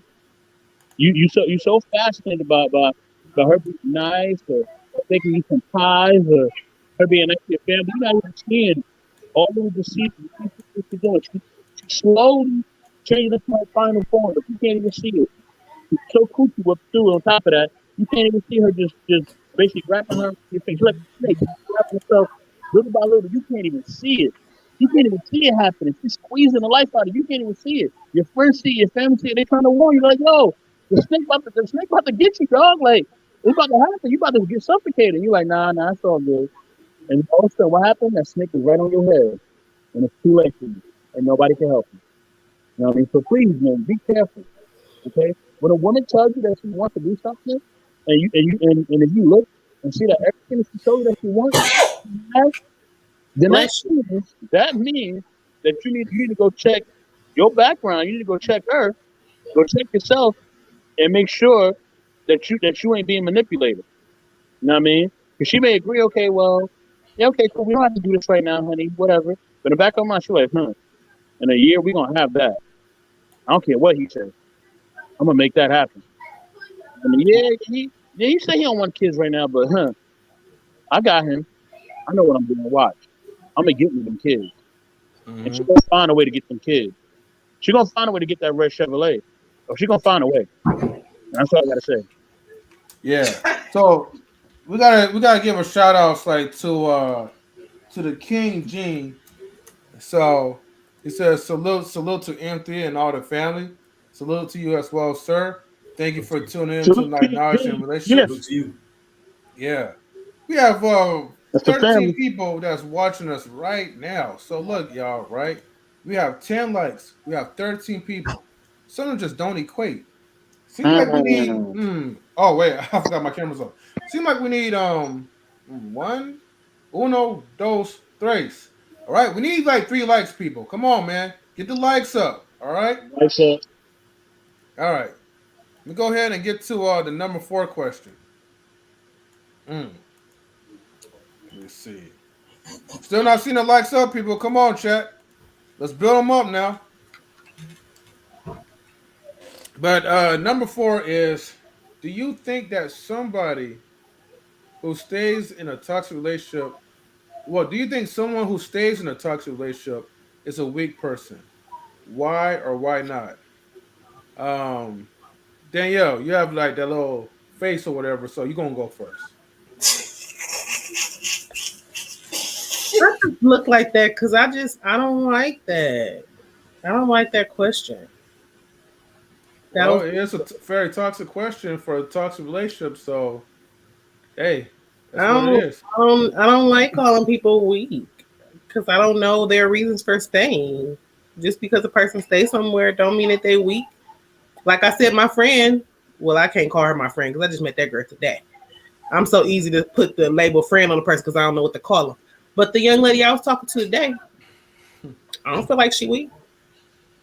She just enjoying her situation. Okay. So she's enjoying like a very horrible relationship. To her, it's not very horrible to her. She said it was toxic. But I mean, if you could just see her talking about it, it was very enjoyable to her. The things that is happening. She did not look weak. She did not look miserable. She looked like it was very pleasurable and something she desired. Well, maybe she's the one that's injecting the poison into the relationship. Have you ever thought about that? I don't know because I only heard her side of the story, so I can't say. Okay. Kris, the Blooming Ebony, what's your thoughts? I agree with Danielle. I would say, they could be somebody who's a bit broken. I use that word loosely, and I'm using that word in the sense that they don't know. They're not completely secure. I think for a lot of people, they stay in they stay in certain situations because they feel as though they deserve it, or that if they leave, it's just going to be worse. Like the chaos is going to follow them. And that type of like limiting belief is what I'm defining as like broken in a sense. But I don't think that they're weak. I wouldn't use the word weak to define them at all. Yeah, they could, yeah, I'm gonna leave it at that. But Okay. I'm gonna get to fellas in a minute, but okay, let me get to First Lady Tammy. Unless if she stepped out, then I'll jump to Queen.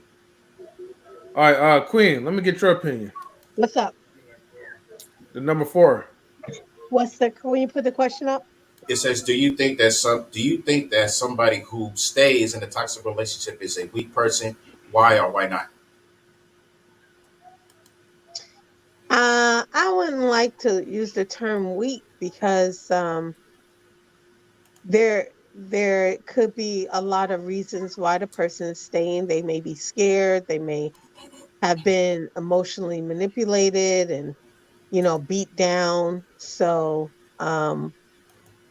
yeah, I wouldn't say that they're weak because I don't know the premises as to which they're staying or the situation that they're in. Maybe they really fear for their life that if they leave this person's going to kill them. I mean, look at the girl who broke up with the dude and the new girlfriend showed up to her apartment and shot her 15 times. And she wasn't even with the guy anymore. So, there's a lot of things that could go into play when it comes to that. So I wouldn't necessarily think of weak.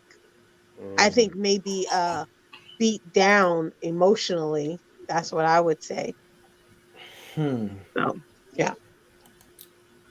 I thought Kasim had a question. She says, "I would wonder if she is the toxic one. Yeah, do non-toxic people enjoy toxic situations?" That's kind of hard to kind of decipher because I'm like, to me in my mind, like if you enjoy toxic situations, then you are toxic yourself. You can't be no non-toxic person. That's what she said. That's what she said in her comment. And I couldn't say it was just her because I mean, when she was explaining the situation, the stuff that he doing, he enjoying it too because he's there. He keeps coming back. He keeps upping the ante in the relationship. So it's not like he just in this relationship alone. That's come I agree with the 50-50 because I mean a person that's in a relationship, and I'm only thinking of heterosexual relationships, but I know male relationships and female relationships, but to be in a relationship, it got to be another person. So okay, they both have to be toxic.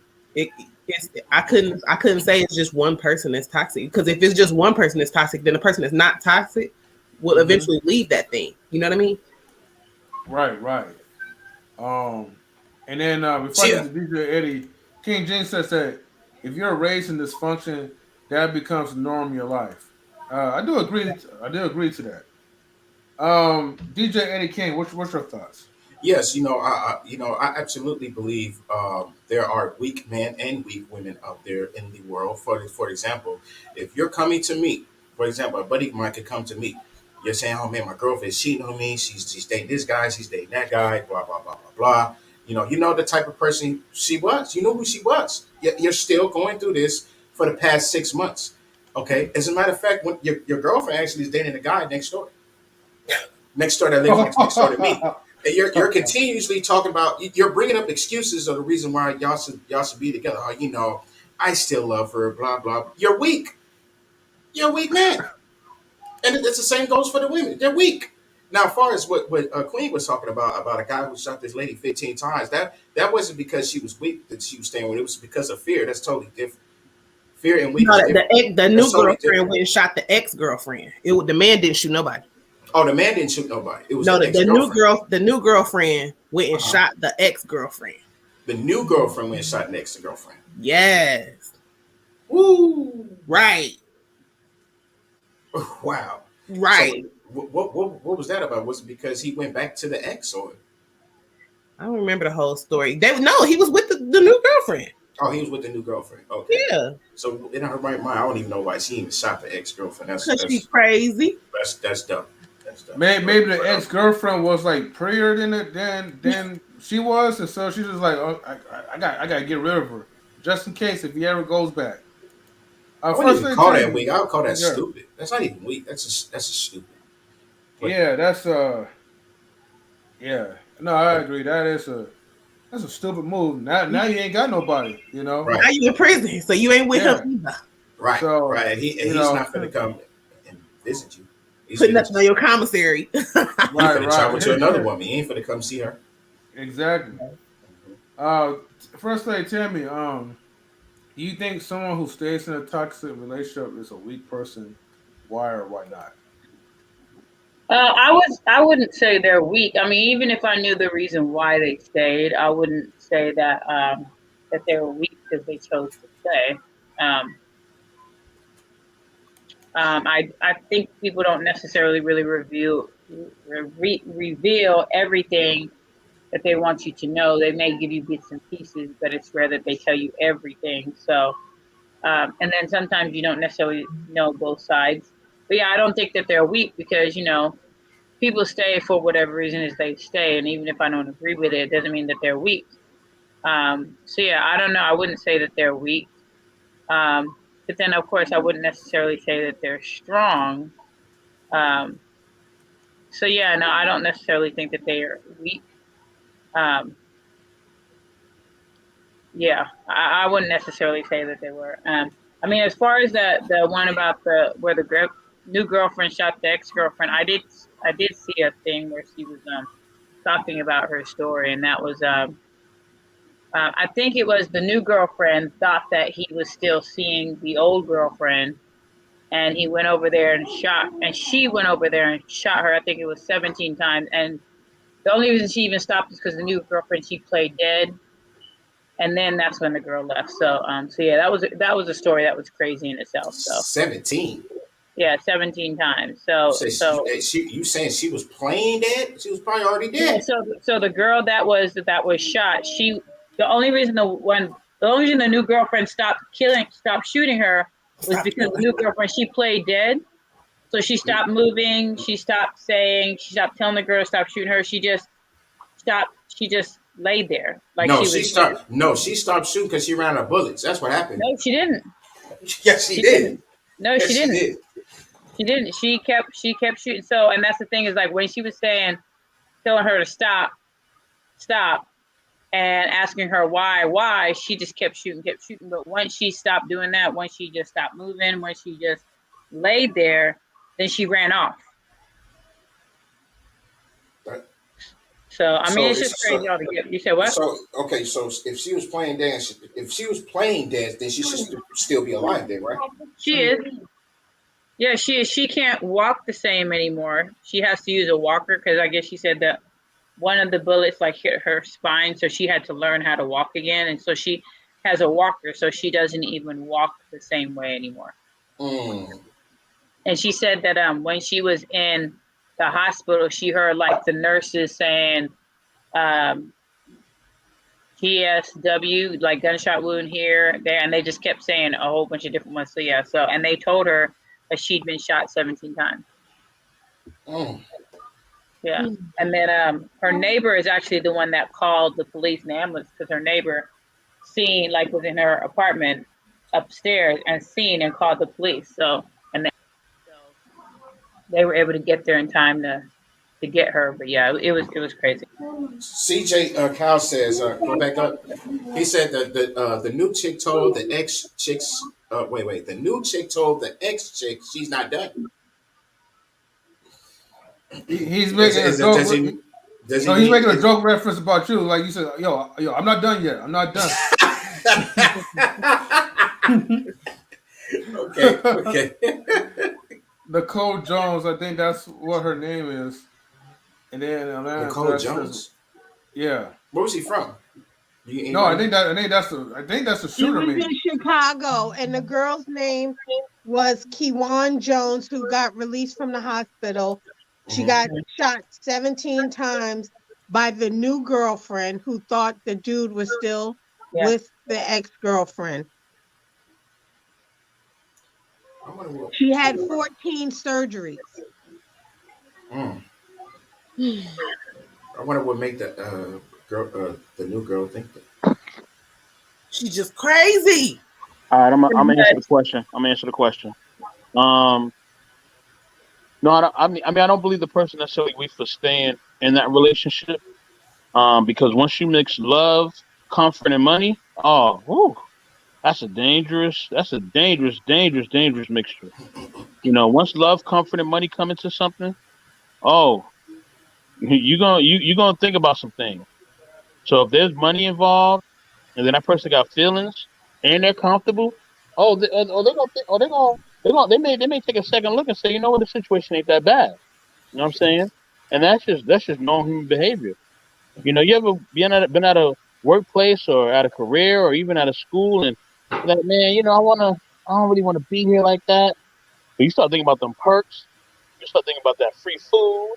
You start thinking about, different things they're giving you. You're like, you know what? It ain't that bad. I'll stick around a little bit. The boss give you a little raise. You're like, you know what? It ain't that bad. I'll deal with the little mice running around sometimes. You know what I mean? See, little things changes things. When you add certain elements to a relationship, you give it certain perks. It makes it more sustainable. It makes it more agreeable because the person feels more comfortable staying in that situation. And here's the thing: every relationship has a degree of toxicity. Your level of toxicity is maybe not the same as mine. Everyone has a different level of toxicity. So there may be things in your relationship, and I'm like, I ain't never putting up with that. I don't want that in my relationship. But that's me. That's my stance on what I want in my relationship. But it's not for you. You know what I mean? You may want ketchup on your hot dog. I may want mustard. You know what I mean? One bowl. Yeah, I mean, we could be. You know what I mean? We all different. We all different. So, Sister's Keeper, her relationship could be one way. Kris, your relationship could be one way. And Free, your relationship could be one way. My relationship could be one way. And in those relationships, we all do something different. So there may be things that I do.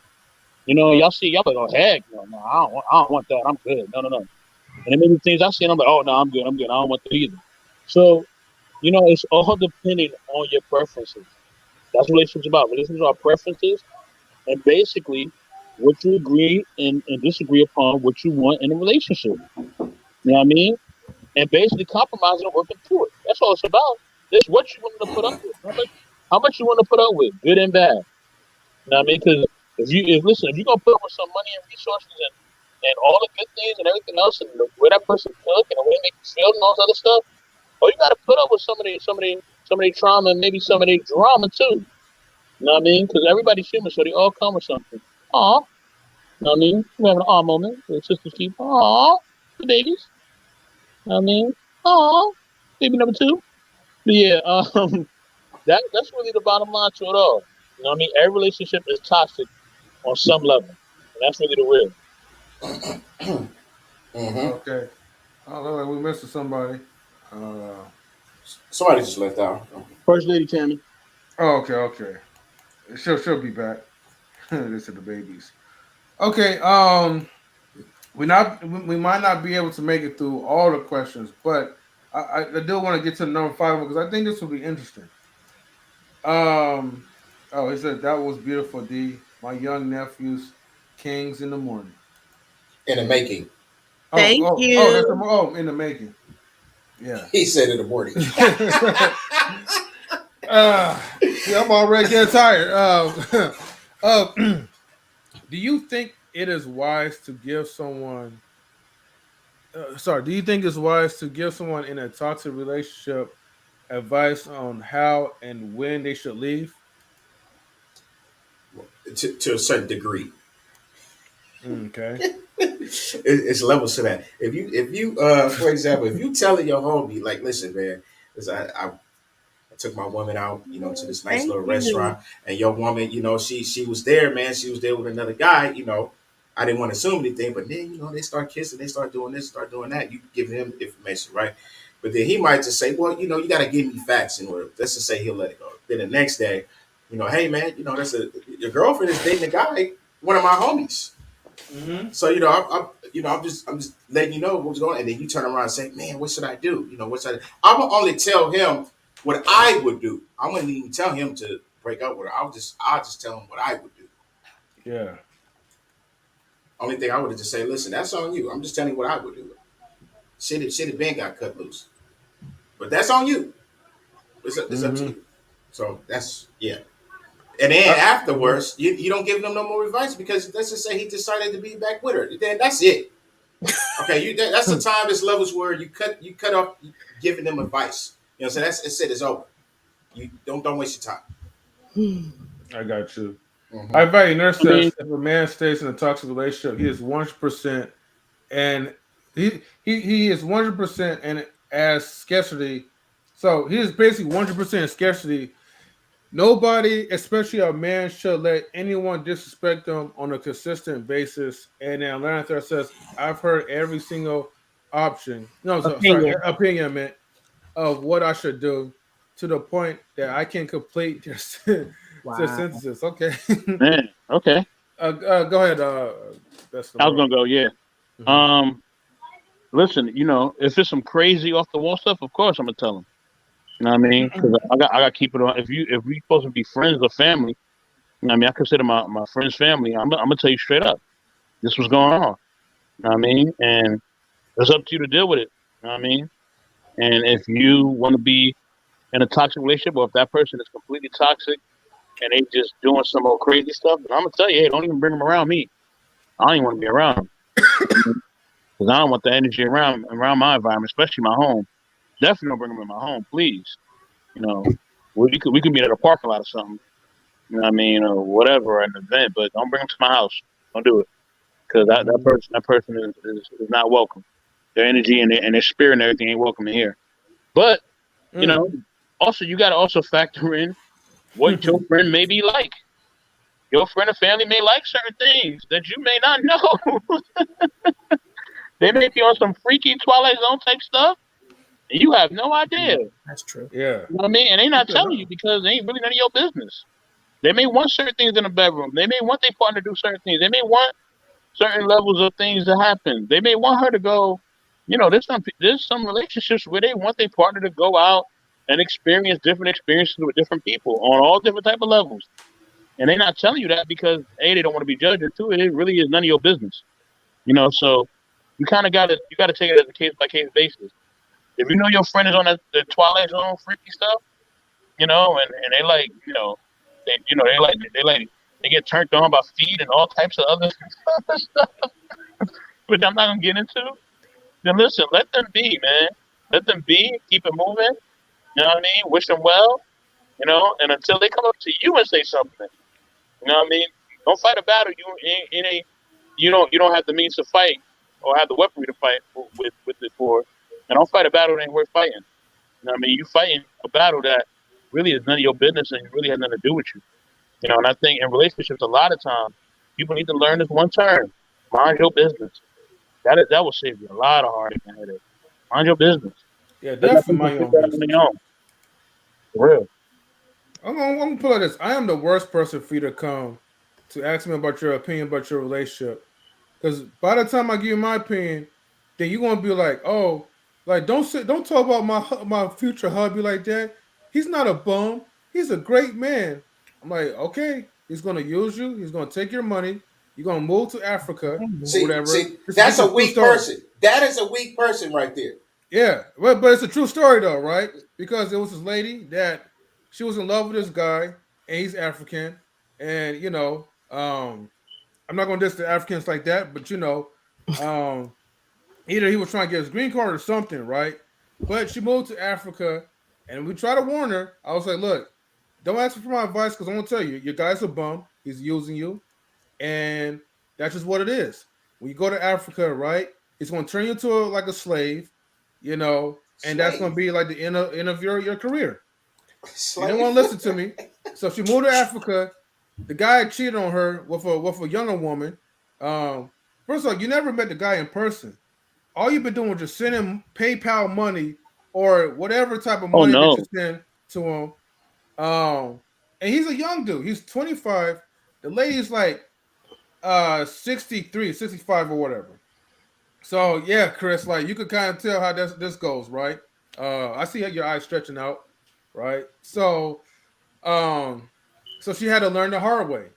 So she went there, the guy cheated on her, then she moved. And keep in mind, she quit her job just to move out there. Right? That's the worst thing. Then she came back or whatever. Good thing, I guess she's retired now at this point. But then, long story short, she met another Nigerian guy, and I guess now they're married. So I don't know. I haven't heard from her since, so I don't know what the hell happened.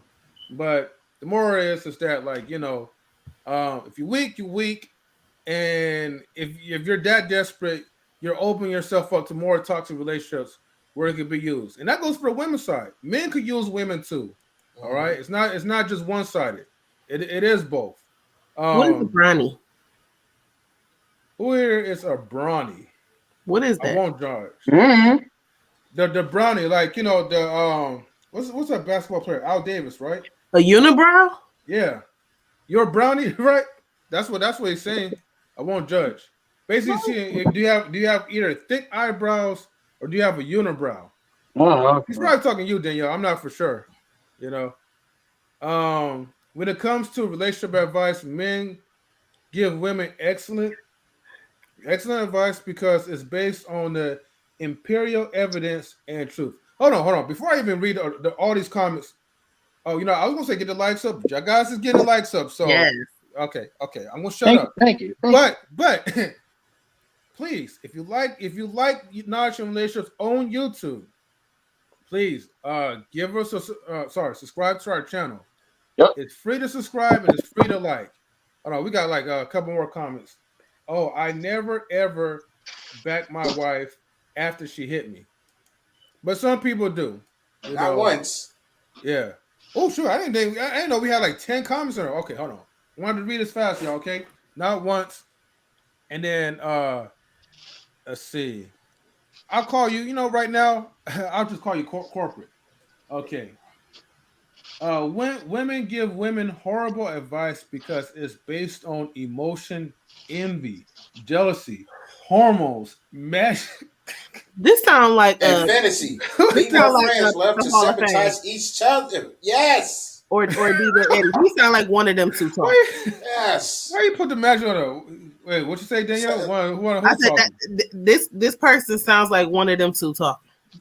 Oh, well, listen, like you talking about like DJ Eddie and Best in the World? Listen, the women does sabotage the relationship. They will sit up and tell you, your homegirl will sit up and tell you, listen, girl. Yeah, they'll make up some stuff too. Like, girl, I took it on the chin and went. Check this out. Listen, I'm gonna tell you the truth, girl. He was up in the motel with a friend of mine. This, that. Well, just come at you, just make up stories, just because she wants your man. Are you serious? Yeah. Wait, hold on. I'm sorry. I gotta read the other comments because there's a lot. There's a whole lot. I gotta go through it. He said Atlanta. Okay, no. TAT says he took it on the chin and went to prayer therapy. That shows good restraint. Restraint. We're bounty over the TAT. Just kidding. So we're bounty over here. TAT. Oh, bounty like the quicker picker upper. Yeah. Okay. Interplanetary. Interplanetary. I'm gonna just say that right because that's a long name. Okay. LL. Oh, ICC. Yeah, I'll call it ICC. That's good. I knew the Illuminati was real, right? Damn, he just y'all going at it though. Hold on, let me see. I got the Illuminati music for y'all, so hold on. Go ahead and play that real quick. That's actually the UFO music. That's alien. Yeah, that's still Illuminati. No, that is the Illuminati. That's UFO. Okay, the UFO is a Illuminati. All right, so there. It's really no, it's not. That's empirical evidence he just spit at you. Identify flying objects. So the Illuminati is flying. Is that what you're saying? Yeah. Okay. Hold on. A bro like My Little Pony. A bro like My Little Pony. Okay. I missed something. I don't know what that means. Okay. I stay out of grown folks. Oh, go ahead. Sorry. Oh, I stay out of grown folks' business. I have physical proof that it's going to wreck their lives. Hold on, this is like in response to If you should say something. No, to best in the world. But hold on. Anyways, let me go. Let's see. There are two kinds of people: those who love knowledge and relationships, and liars. Yeah, that's right. That's the FX channel of X5 Music. Yes, it is. Thank you. Okay, but the Illuminati sounds just Miss like M3. that. Okay? Thank you. Whatever, right? That's still the Illuminati. No, it's not. Music. That's the original song. It's the X-Files. It's not the Illuminati. That is the Illuminati. All right, whatever. That's the Sci-Fi channel. Sci-Fi. Okay, hold on. He's ICC. Okay. The lizard people controlling the government. Okay. A Bronny is a guy who is a fan of My Little Pony. Okay. What does that mean? What? Shout out to Atlanta Thrasher, man. Shout out to Atlanta Thrasher, man. I think he took one too many shots in the gym. But yeah. Oh, and then Kashim says, LL, it is DJ Eddie. Yeah. That's still the Illuminati music. No, it's not. You want it to be. You want it to be that. It's that. It looks like it to you. It looks like it. That go with the Illuminati. Sounds like the theme the song. Illuminati has their own song. They got their own song, but it's not that song. Oh, I'm telling you, wow. Okay, go to Illuminati headquarters and listen to how it sounds. They stole it. They stole it from the TV show. We all know this. I lost context. Someone said they like feet. I said, here is Bronny. I won't judge. Oh, we got feet lovers or something? Okay. Somewhere down the line, something got off context though, but that's okay though. Okay. It's like, comment, subscribe. Question. Let me see. Question number 6. Okay, here we go. Wait, hold on. Did Queen? Everybody answered, right? I just want to make sure. Queen, did you answer number 5? No. You said no. No. Do you think it is wise to give someone in a toxic? Man, my throat's getting throat. Do you think it is wise to give someone in a toxic relationship advice on how and when they should leave? Thank you. I say, if it's your friend, you can talk to them, but I don't believe in being a repeat offender.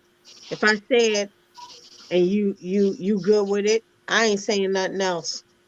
So I'm just gonna let you be in that toxicity if that's what you choose to do, because someone on the panel earlier said toxicity is fun. Oh, so somebody said that? Yes. Yeah. Shout out to the Queen. Shout out to the Queen down for that. I was like, yeah, it's all fun until you get burnt by it or otherwise something else. She's immune to it. I think she's the injector anyway, so there's the receiver and there's the injector. And so her boyfriend's receiving it very well. She got that syringe. She's Right. playing nurse at home. She's like, hi. She got that needle point. Danielle, did you answer number 5 already? Okay. Go ahead, girl, and answer number 5 for us.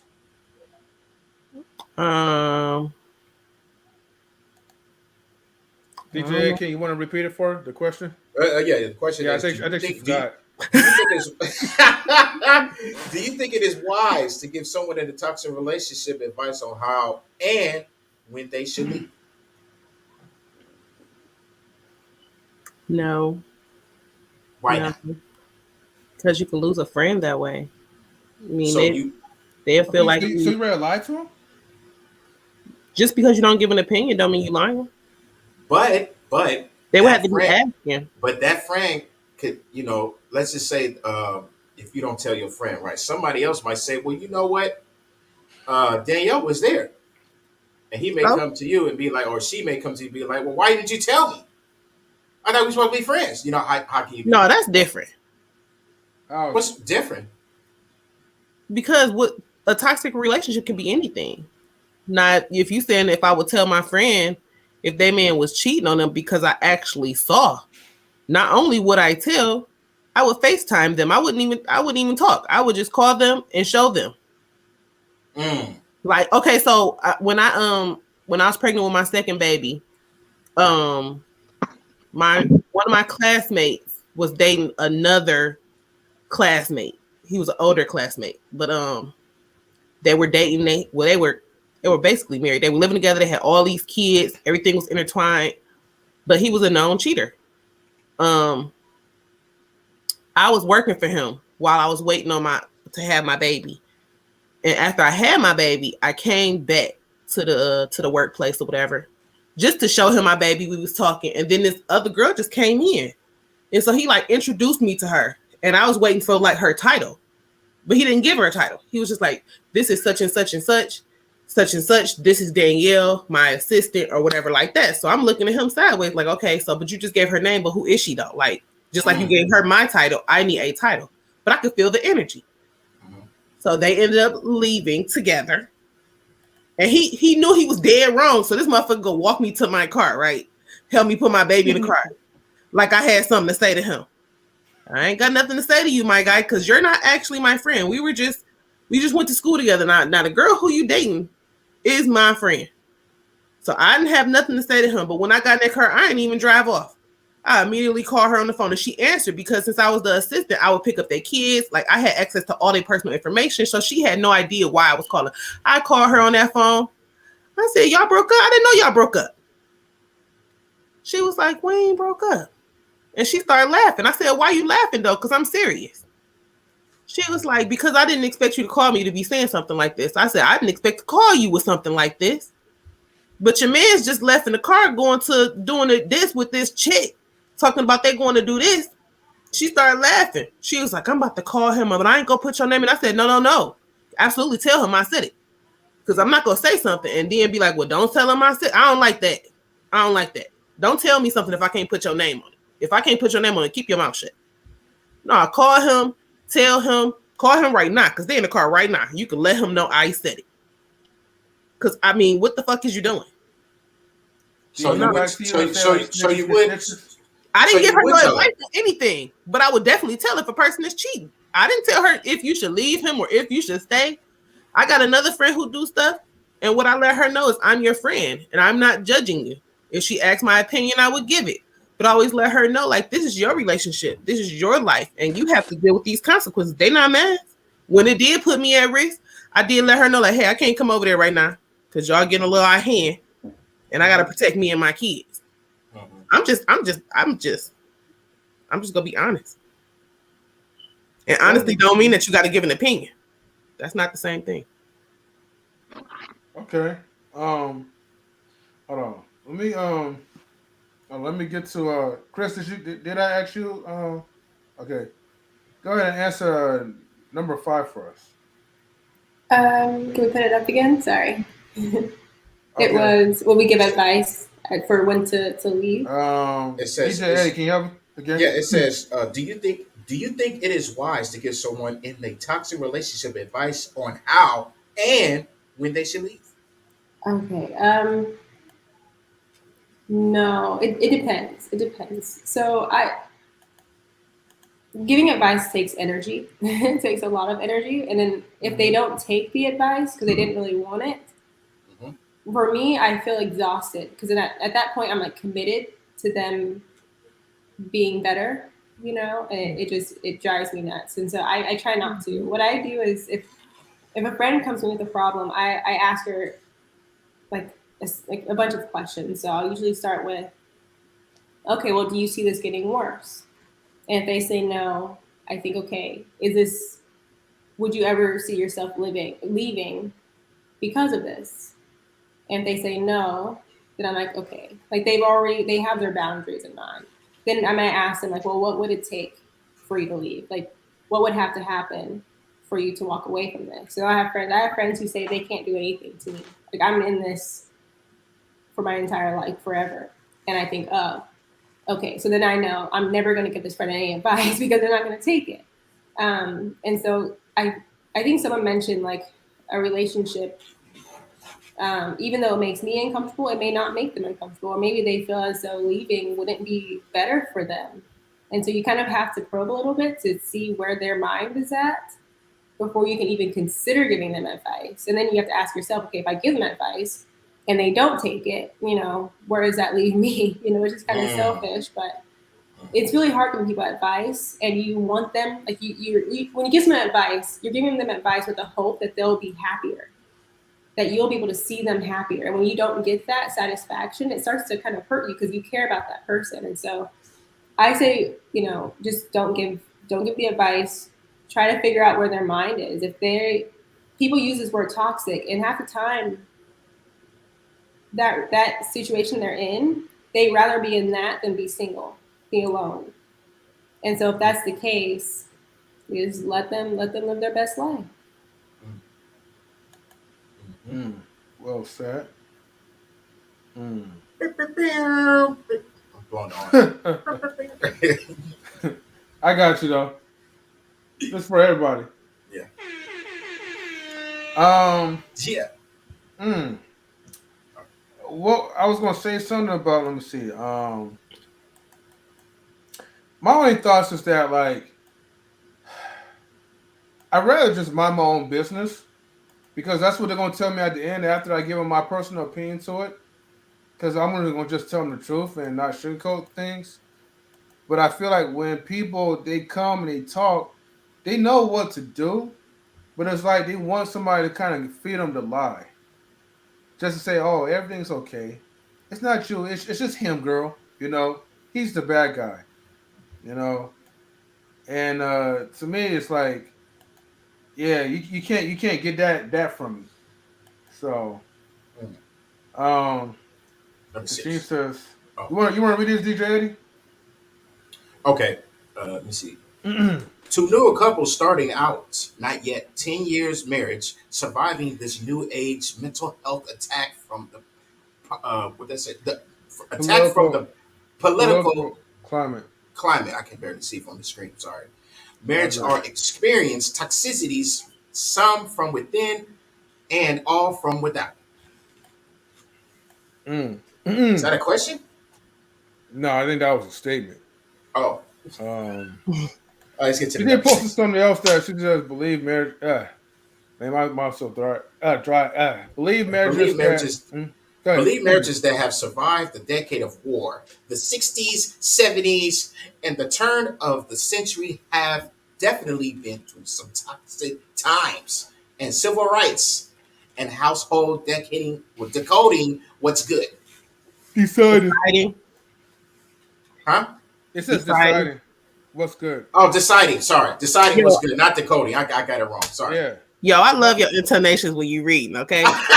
Thank you. Man, try to read like 500 comments, and then next thing you know, you're just like reading illiterate. Tired, huh? You just man. No, thank you.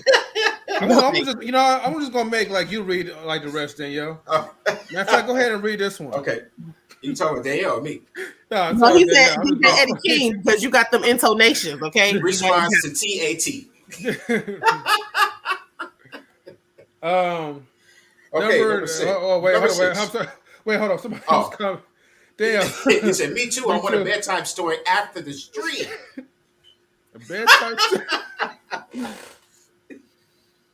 Okay. Number six. It says, "Have you or someone you've known ever been in a toxic relationship? What happened?" You know what? Let me read this again. Have you or someone you've known ever been in a toxic relationship? What happened?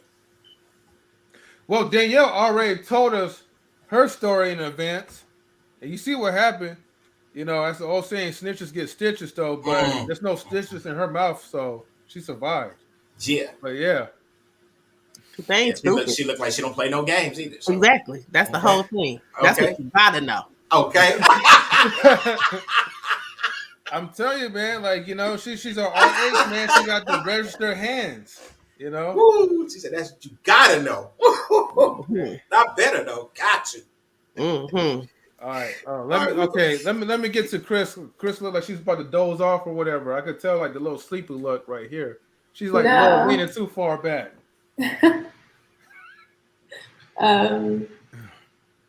Yes. As far as what happened, a lot of them are still in the relationships. That's why I was like, I don't know how to define toxic, because if it's really toxic, wouldn't you want to leave? I don't understand. I think that's really what it is. I don't understand how people can be in something so chaotic. But I think because my life was so normal, maybe, I don't know. So when I see people in those types of situations, it's like, don't you realize that that's not what it's supposed to be like? Right. But for them, it's normal. For them, they like it, and so a lot of them are still in it. They know that shit toxic and not normal. Yeah, I don't understand. Well, it's only because they're toxic. They're toxic too on the side. They're doing on the side. Yeah, on the so side. they're like, okay, It's at the center of them. It's at the core. I don't know. I don't know if they're also toxic. I think a lot of them, like what I was saying before, I think a lot of them stay because they'd rather be with somebody, even though it's a struggle, than alone. Sometimes the man will have somebody else on the side, even though his relationship is toxic, right? So he will sit and take all the toxicity. How do you say it? Toxicity into his body. Yeah. He will sit there and take it because he feel like, okay, well, I'm doing something wrong on the side, so I might just go ahead and take it, and make up for it. A lot of men do that. I know that too. Look, he said, I like my toxicity like I like my salad on the side. Welcome back, best in the world. Okay, best in the world. Number 6. Let me read you. Number 6, the question. Have you or someone you ever been in a toxic... Whoa, let me... Hold on. Whoa. Have you or someone you've known ever been in a toxic relationship? Yeah. What happened? What happened, dog? Wait, hold on, DJ Eddie, you forgot about Queen. Whoa, Queen. Oh, sorry. Don't make me show up to your hood, Eddie. Okay. I'll be my bad. Hey, don't be talking now, Queen. Yeah, I don't want you to show it up. I don't want you to show it up. In my black car.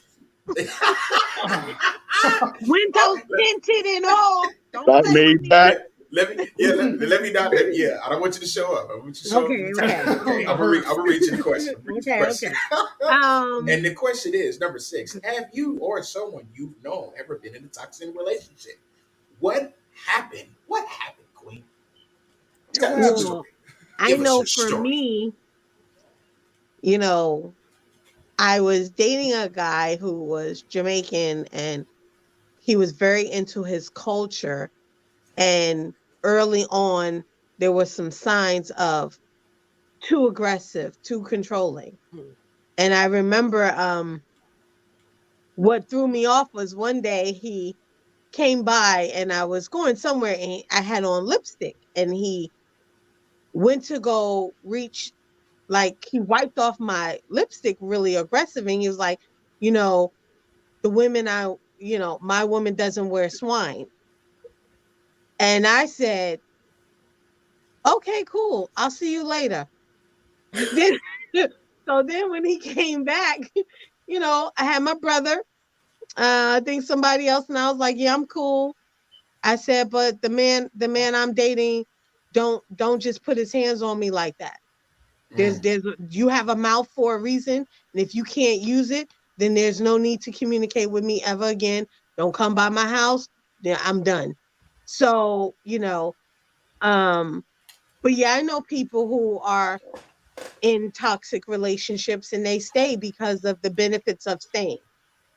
They're looking at what they can get from the relationship versus what it's doing to them and what it's making them become. So it's kind of like, I think Kris said something a while back on another stream, like, but we all know it. It's like, you're doing the same thing, but you want different results. It becomes insanity. So you become adaptive to that way of living, even if it's toxic. That becomes normal to you. But I think also a good thing to look at as far as this topic is the Netflix series Maid, MAID. And it's very intense about emotional abuse and what it does to a person And just because a person doesn't put their hands on you, sometimes the damage is 10 times worse. And trauma, undealt with trauma. It's very intense. And this man never laid his hands on her, but he had ripped her up so much that it became normal to her even when she got out of it. He slowly drug her back into it again, his chaoticness or his behavior. So yeah, I don't think a lot of times women know, or people know it's toxic. I think some people know. But I think some people just, like what King Gene said, like, if you grow up in dysfunction, that's what you know is normal. So if that's how you grew up, it's not toxic to you, it's normal. So yeah. Okay. Yeah. Excuse me. Best in the world. I'm gonna have you answer number 6. As far as the number 7 question and the number 8, I will leave that up to the chat to answer that, because we do have we're getting kind of close to like the 3-hour mark, so we'll have to wrap things up in 15 minutes. But let me make sure I also do this too, though. Anybody else that wanna chime in, the StreamYard is open to the public, so feel free to comment. But for now, best of all, if you could answer number 6 for us, is have you been? Sorry, have you? Oh, go ahead. Do the radio voice, DJ Eddie. That's No, I know the question. Have you or someone that you know You don't have that to. You don't have to do that. toxic Eddie, relationship? I know the question. What happened, Mr. I Hall know of the Fame? question. You don't have to do that. I know the question. You still want to do it? You don't have to do that. Let the man do it. I know the question. I heard the question. I know you do. With that being said, as I said before, every relationship has a sense of toxicity. You know what I'm saying? So that means all relationships. You know what I mean? Yes, every relationship that you see, there's a sense of toxicity. There's something going on that shouldn't really probably be going on. You know what I mean? Because sometimes with love, you sometimes are not using your better judgment because you're in love with somebody. So you may overlook certain things. That ain't that bad. Oh yeah, they don't yell like that. Oh, what you talking about? Nah, she ain't crazy, man. She ain't crazy, man. She just she just get like that. You know what I mean? When I don't have enough, I don't buy the right Jello for her. She act a little crazy when I don't buy the right Jello for her, man. Once you get the red Jello, she be alright. She be alright. Watch, man. She be alright. So, you looking at this person like, huh? Man, she act like that over Jello, man. You need to check her, but that works for them. They're not there. Every relationship has their own dynamic. That's what you have to understand. Every relationship has their own dynamic. So in each dynamic, there's a level of toxicity. You know what I mean? Now, some toxicity levels are too high, where it's like, oh no, where they could be. I know, and I'm not gonna say the NFL player because I don't disrespect the brother, but NFL player, him and his girlfriend was caught, throwing up things. They was rocking and socking him up in the elevator. They was going at it. She was getting drugged in the elevator. You know what I mean? He was hitting her. And she got up. Chased him. You know what I'm saying? Started banging on the window, still trying to fight. I mean, and then she got on national TV. She said, "Look, this is what we do. We fight." You know what I mean? And they got married right after that too. And I think they are still together. Together. They are still together. You know who did that? I ain't gonna say the brother's name. I ain't gonna do him like that. I ain't gonna do him like that.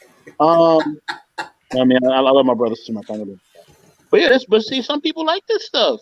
I keep telling everybody. Some people want the Twilight Zone relationship because they Twilight Zone themselves. They just not telling you. So your friend that you grew up with, or your friend that you know what I mean? Brian from around the block, you and Brian grew up together. Yeah, man, Brian, he a cool brother. You don't know what type of stuff Brian wanted in his woman. You don't know the type of woman Brian wants or Brian desires. You know what I mean? You don't know what he wants in a relationship. You just know him because y'all hang out and y'all boys. But when it comes to what type of woman he prefers and what he wants in a household, that's a whole different thing. So, you come to this house, you're like, oh man, yo, Brian, I ain't know y'all get down like that. Yeah, man, that's what we do, man. Well, you know what? I'm only gonna be here, about an hour. I got to go. I'm not doing this. I'm not doing this, brother. You know what I mean? But that's what makes Brian happy. So sometimes, the level of toxicity is what they want. You know what I mean? Some things I believe are too much, but that's too much for me. You know what I mean? So it is what it is. Yeah. Yeah. All right. I'm gonna get to skip over and go to the last question, right? Because we have like 10 more minutes, but into this. So, like I said again, right? Chat. I'll let you guys and girls Number 7 or answer number this 8? one. I'm gonna go to number 9 because number 9 was like a bonus one, right? Courtesy of First Lady Tammy. So I'm just putting this out there, so you guys could feel free to answer it, in the chat. But the final question is: in what way can a non-romantic relationship be toxic? Mm-hmm. In what way can a non-romantic relationship can be toxic? Non-romantic relationship. Non-romantic relationship. So a non-romantic relationship that could be toxic could be between parent and child. A parent could manipulate that child to stay around and make them feel like they have to do something because they're the parent. Or make them because choose you sides. owe me. Because I Yeah. need you. Because no one else is there. Yeah. And then someone will probably say, like, well, you owe me because I gave birth to you.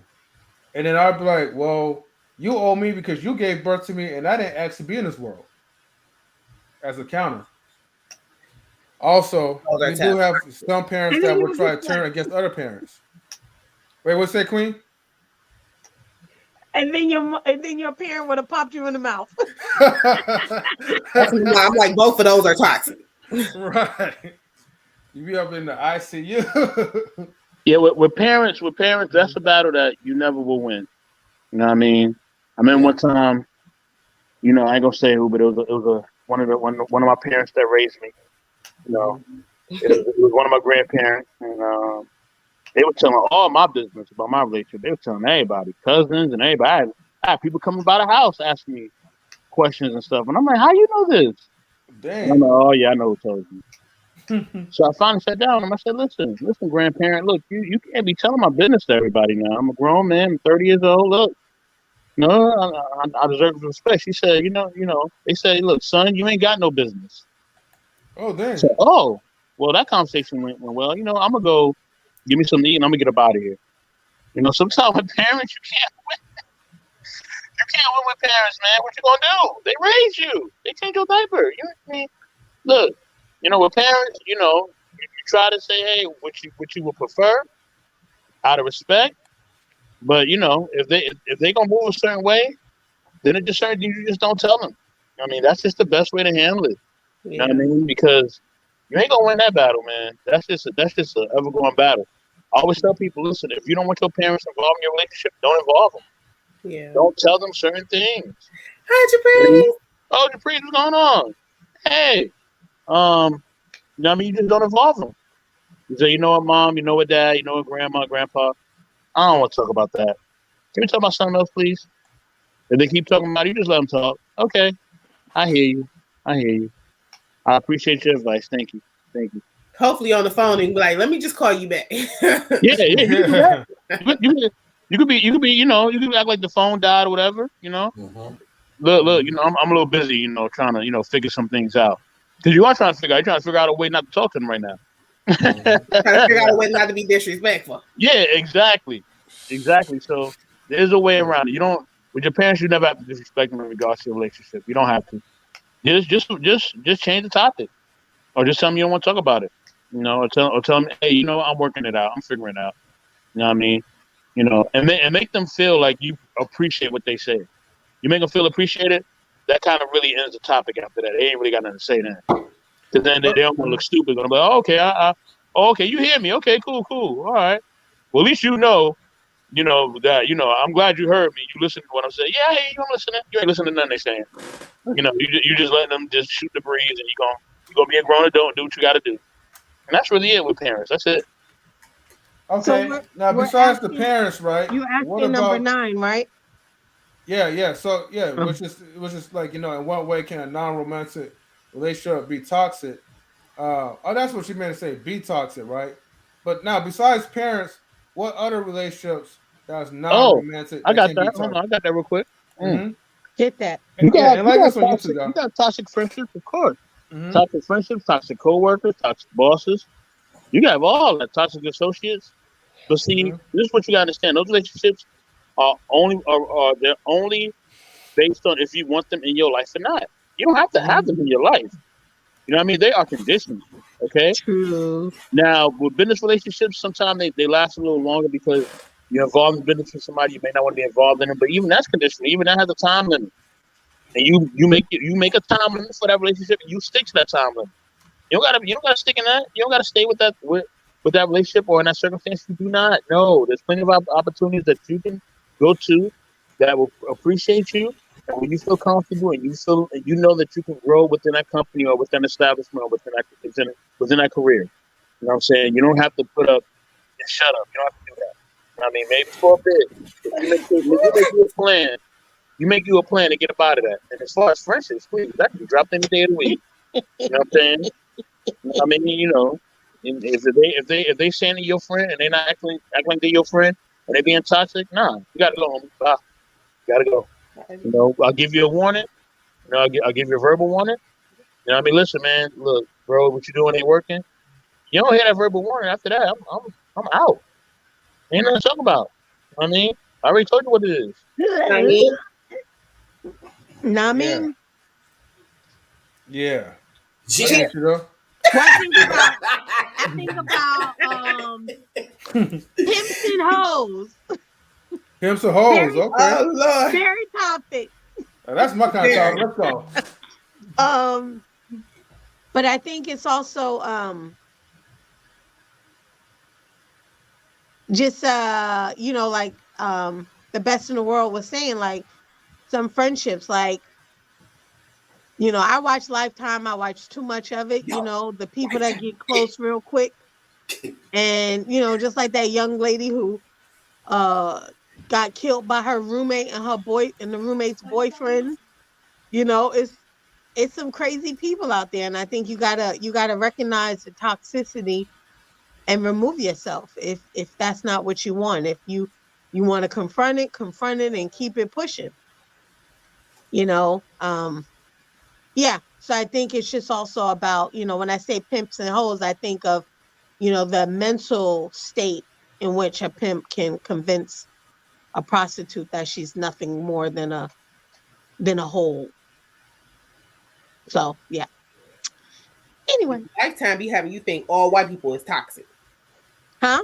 Lifetime be having you think all white people is toxic. Oh no, I don't. You talking on Lifetime? Lifetime. I don't see a race. I go, oh yeah, that looked familiar. And I go by race because they be the white people.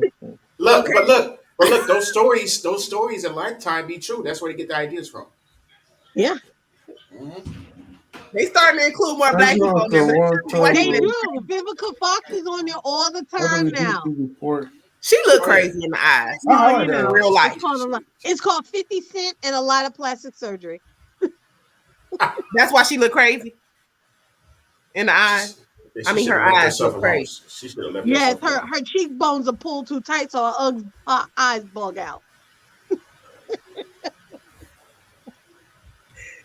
Yo, wait, but can we go back to old boy's comment talking about his coworker was rubbing on him though? Rubbing? Yes. Yeah. The Atlanta Thrasher.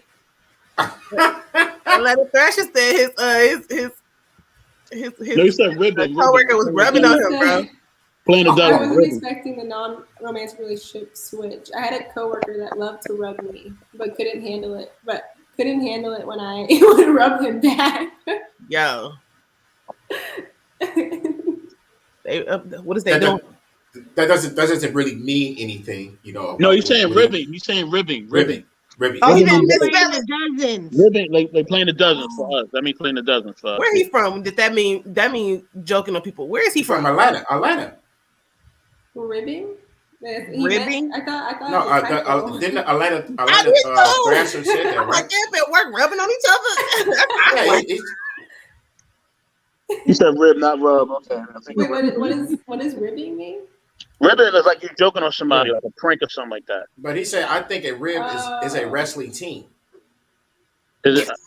A wrestling term. A wrestling term. I didn't see that. That was all the way. Yeah, and in wrestling, if you rib somebody, you are like you're basically like playing a dozens with them. You know what I mean? But sometimes it's a little too far. You know what I mean? You get a little personal.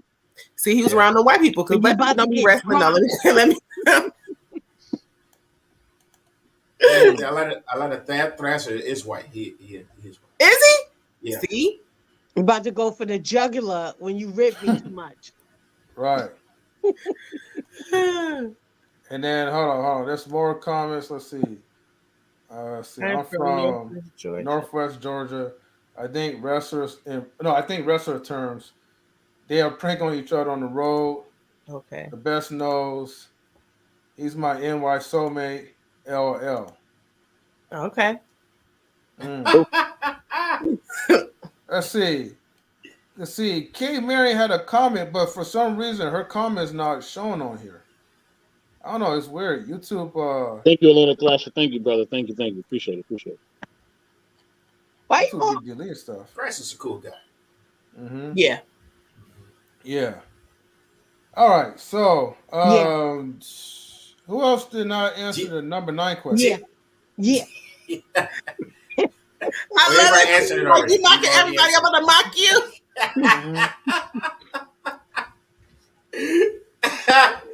Oh my goodness. All right. I got a question. Okay. What's your question? Now you know what? I'll bring it up on the next show. Why? So, you know this. Who's doing that? This topic is too big, man. Okay. Oh yeah. My goodness. Did nobody ask, baby? Somebody said that you were. Are you white? My ADHD kicked in. Right. All right. Does we help the black community? That's my question. That does not relate to the toxic relationship. I know it don't. I say this is my question. I know it don't. I'm saying this is my question. All right. You know. No, my question. It helps the white community because they own all of the weed plants, and we keep buying it. Technically, my cousin. That's not really true. They grow their own weed. Yeah, okay. 75% of it's owned by white people. We've already been growing it, before they start selling it. We've been doing that, and that's why we're in jail. I don't think being in jail I don't think that has anything to do with weed, but whoever's in jail for that, they must have been on something else. Because you got a lot of them, they'll smoke the weed, pop pills, and drink alcohol just to get they high up. They're not high enough. Yeah, keep believing it. Did Atlanta Thrasher answer if he was white or not? He is. I know he is. He's white. I am. LOL. Yeah, he's white. Yeah. Okay. Good one, guy. Okay, but did everybody answer the question? Go answer. Yeah. No, nobody answered them. Nobody answered my question. Kris didn't answer. We'll wait till the next show. We'll wait till the next show, y'all. We'll wait till the next show for my question. When I thought Atlanta Thrasher was being rubbed at work, everything, my entire answer just.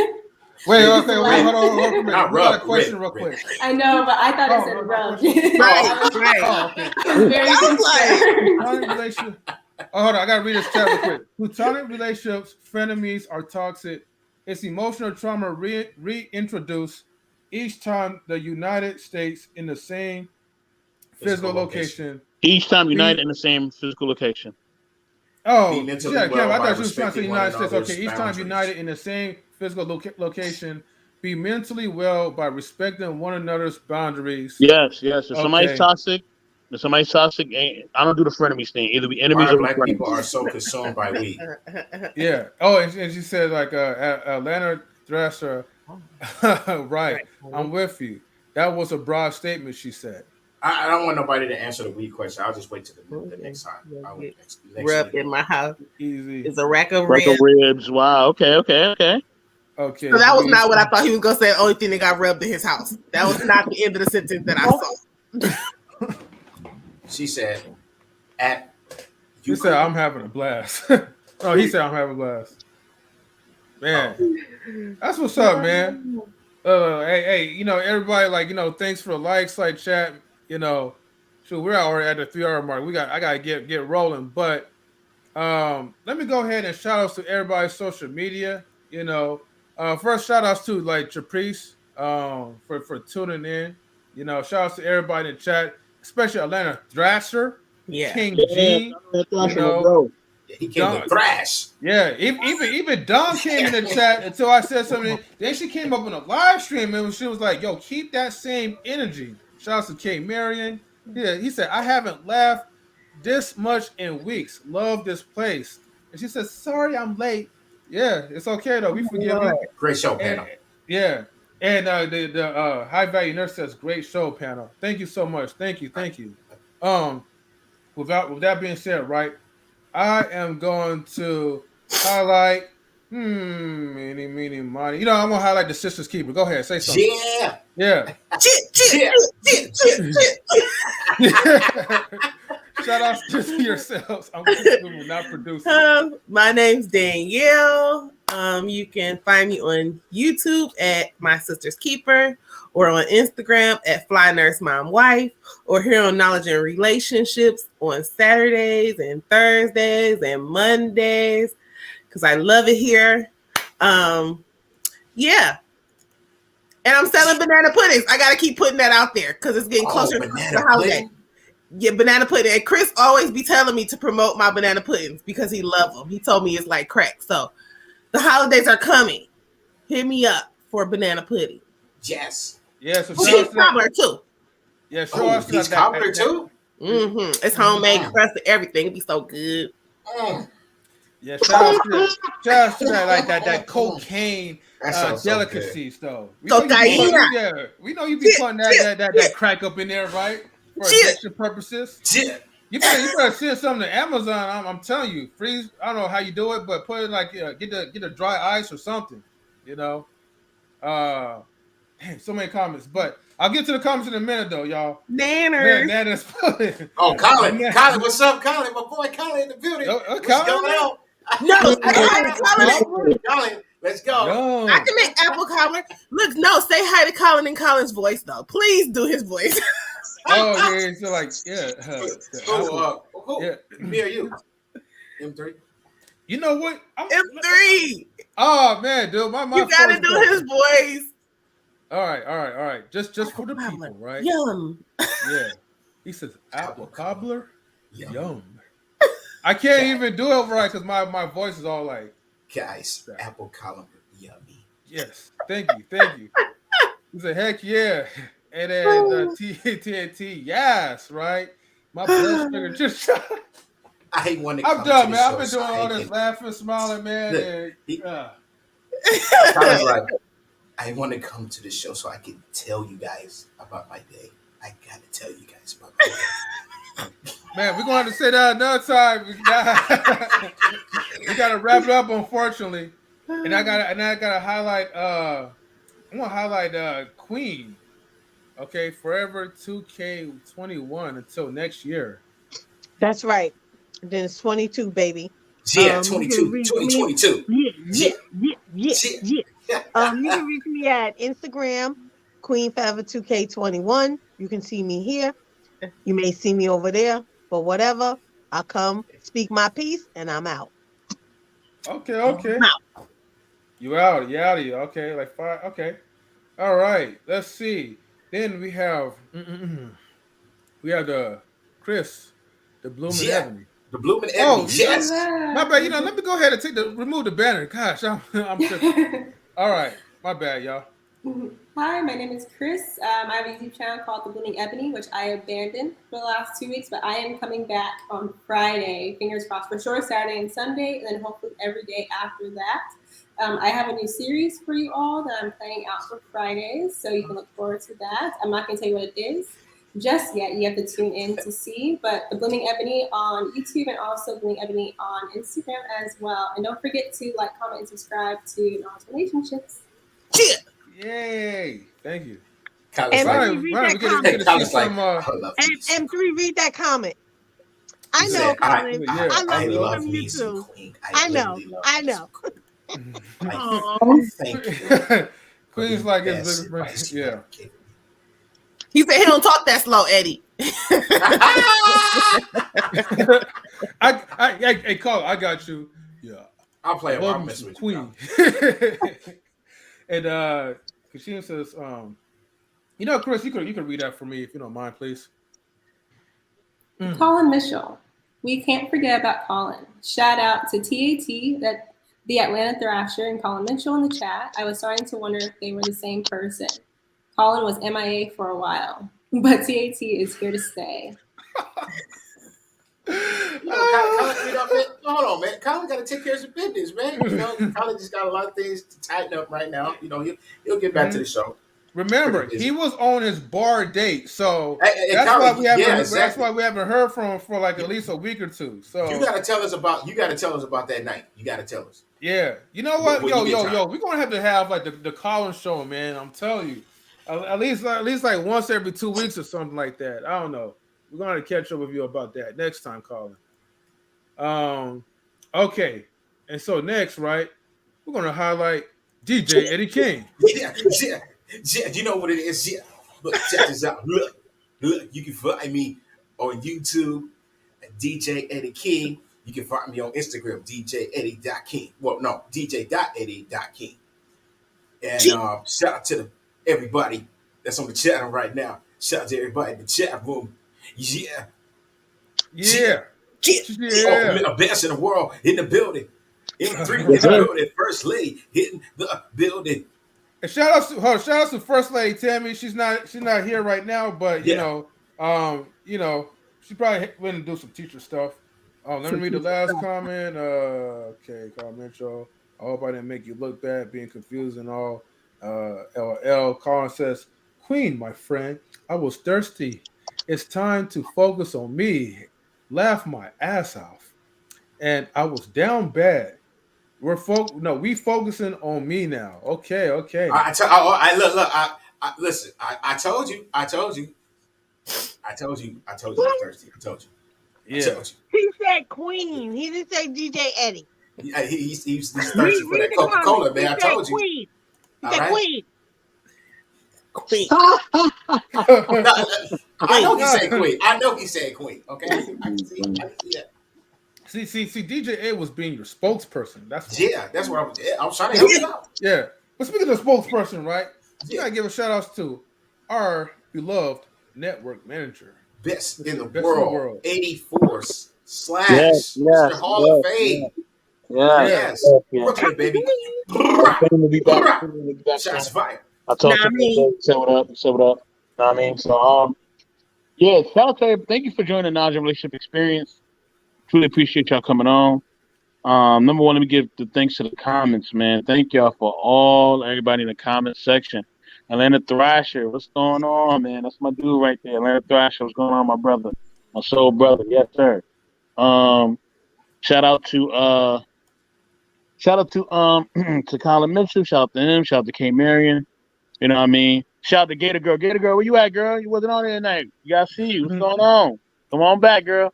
You know what I mean? So yeah, shout out to her. Shout out to everybody, man. Shout out to everybody that supports us. And yeah, shout out to Queen Damo. You know what I mean? The assistant network manager, Queen Damo, doing her thing out there, setting things up. You know what I mean? Working on a lot of things. You know what I mean? Shout out to my sister's keeper. Shout out to Kris, the Bloom and Ebony. Shout out to Queen. You know what I mean? Shout out to First Lady Tammy. Yeah. Shout out to V, music coordinator. DJ Eddie King. Yes, sir. I am V, network manager for Knowledge and Relationships. You know what I mean? You can find me at MR Best in the World 1984 on Instagram. MR Best in the World 1984 on Instagram. Thank y'all so much. M3, take it away. All right. Colin, man, hold on, man. Colin, I'm not your number one, man. What's going on? No. I thought you was my boy, man. Come on, man. I thought we were boys. You're not Queen. What's going on, man? My number one. No, man. No. He did that as an accident, okay? Let it go. Come on, hey, you can always be number 3. Come on, man. Let it go. Yeah, you put him in number 3. Who put me at number 3? Well, somebody got to be number 2. Oh, that's you? Yeah, of course. I mean, you number 3, man. Your name is Ill 3 for a reason. You number 3. Okay. We want to go there. All right. But yeah, let me go ahead and highlight my beautiful self, right? And Lord. Yeah, I said it. Hey, that's quiet, right. All right. Don't be toxic now. Now, thank you for tuning in to Knowledge and Relationships on YouTube, where we keep it real, where we keep it real, where we have the best and get you in your fields. Okay? But anyways, though, seriously, thank you for tuning in. The chat, you guys was lit. We have a total of 17 likes, and I liked it myself as well too, because that's just what it is. I'm not narcissistic, but thank you guys for the likes. Thank you guys for subscribing as well too. And if anything else, well, actually, shout out to all the people in the panel as well too. I am the music creator for Knowledge Relationship. I forgot to throw that in there. But go ahead, take it away. Take it away. Yes, the guy that just the voice, right? That is the music creator of Knowledge and Relationships. Yeah. But if anything else, right, before all you boys and girls around the world, before y'all jump and hop into the stream, make sure you keep that originality and get your minds right, people. Okay? Because if you don't get your minds right, then Atlanta Thrasher will come over to your house and he'll delete your Animal Crossing saved data. Okay? This guy is not playing, man. Okay? I'll tell you about these bearded people. But anyways, though, like, comment, subscribe. Thank you so much. Get your mind. Comment here. He says, I know I'm new here, but First Lady had #1 in her name. Oh, shit. Oh, okay. Don't go there. That's toxicity, though. Based on that logic, that means Queen is like 2021 on the Collins list. What'd you say? Hold on, got it. keep that feminine energy, girl. Don't lose it.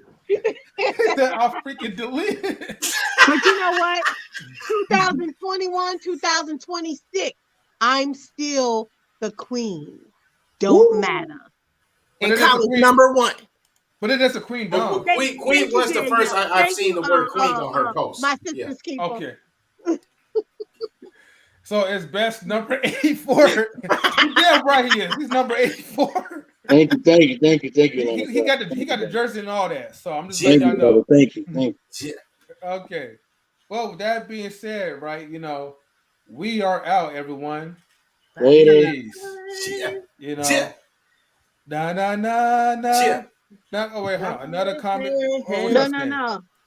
You gotta play this. Still a good year. That's what I'm talking about. Yeah, that's right. Still a good year though. But look, chat. I know y'all don't want to see us go, so that's why y'all chatting up. But hey. Goodbye. You gotta sing it right, man. You gotta sing it right. He said bye. Man, come on, man. You gotta put a little spin to it. I say the way how I want to say it. Goodbye. Okay.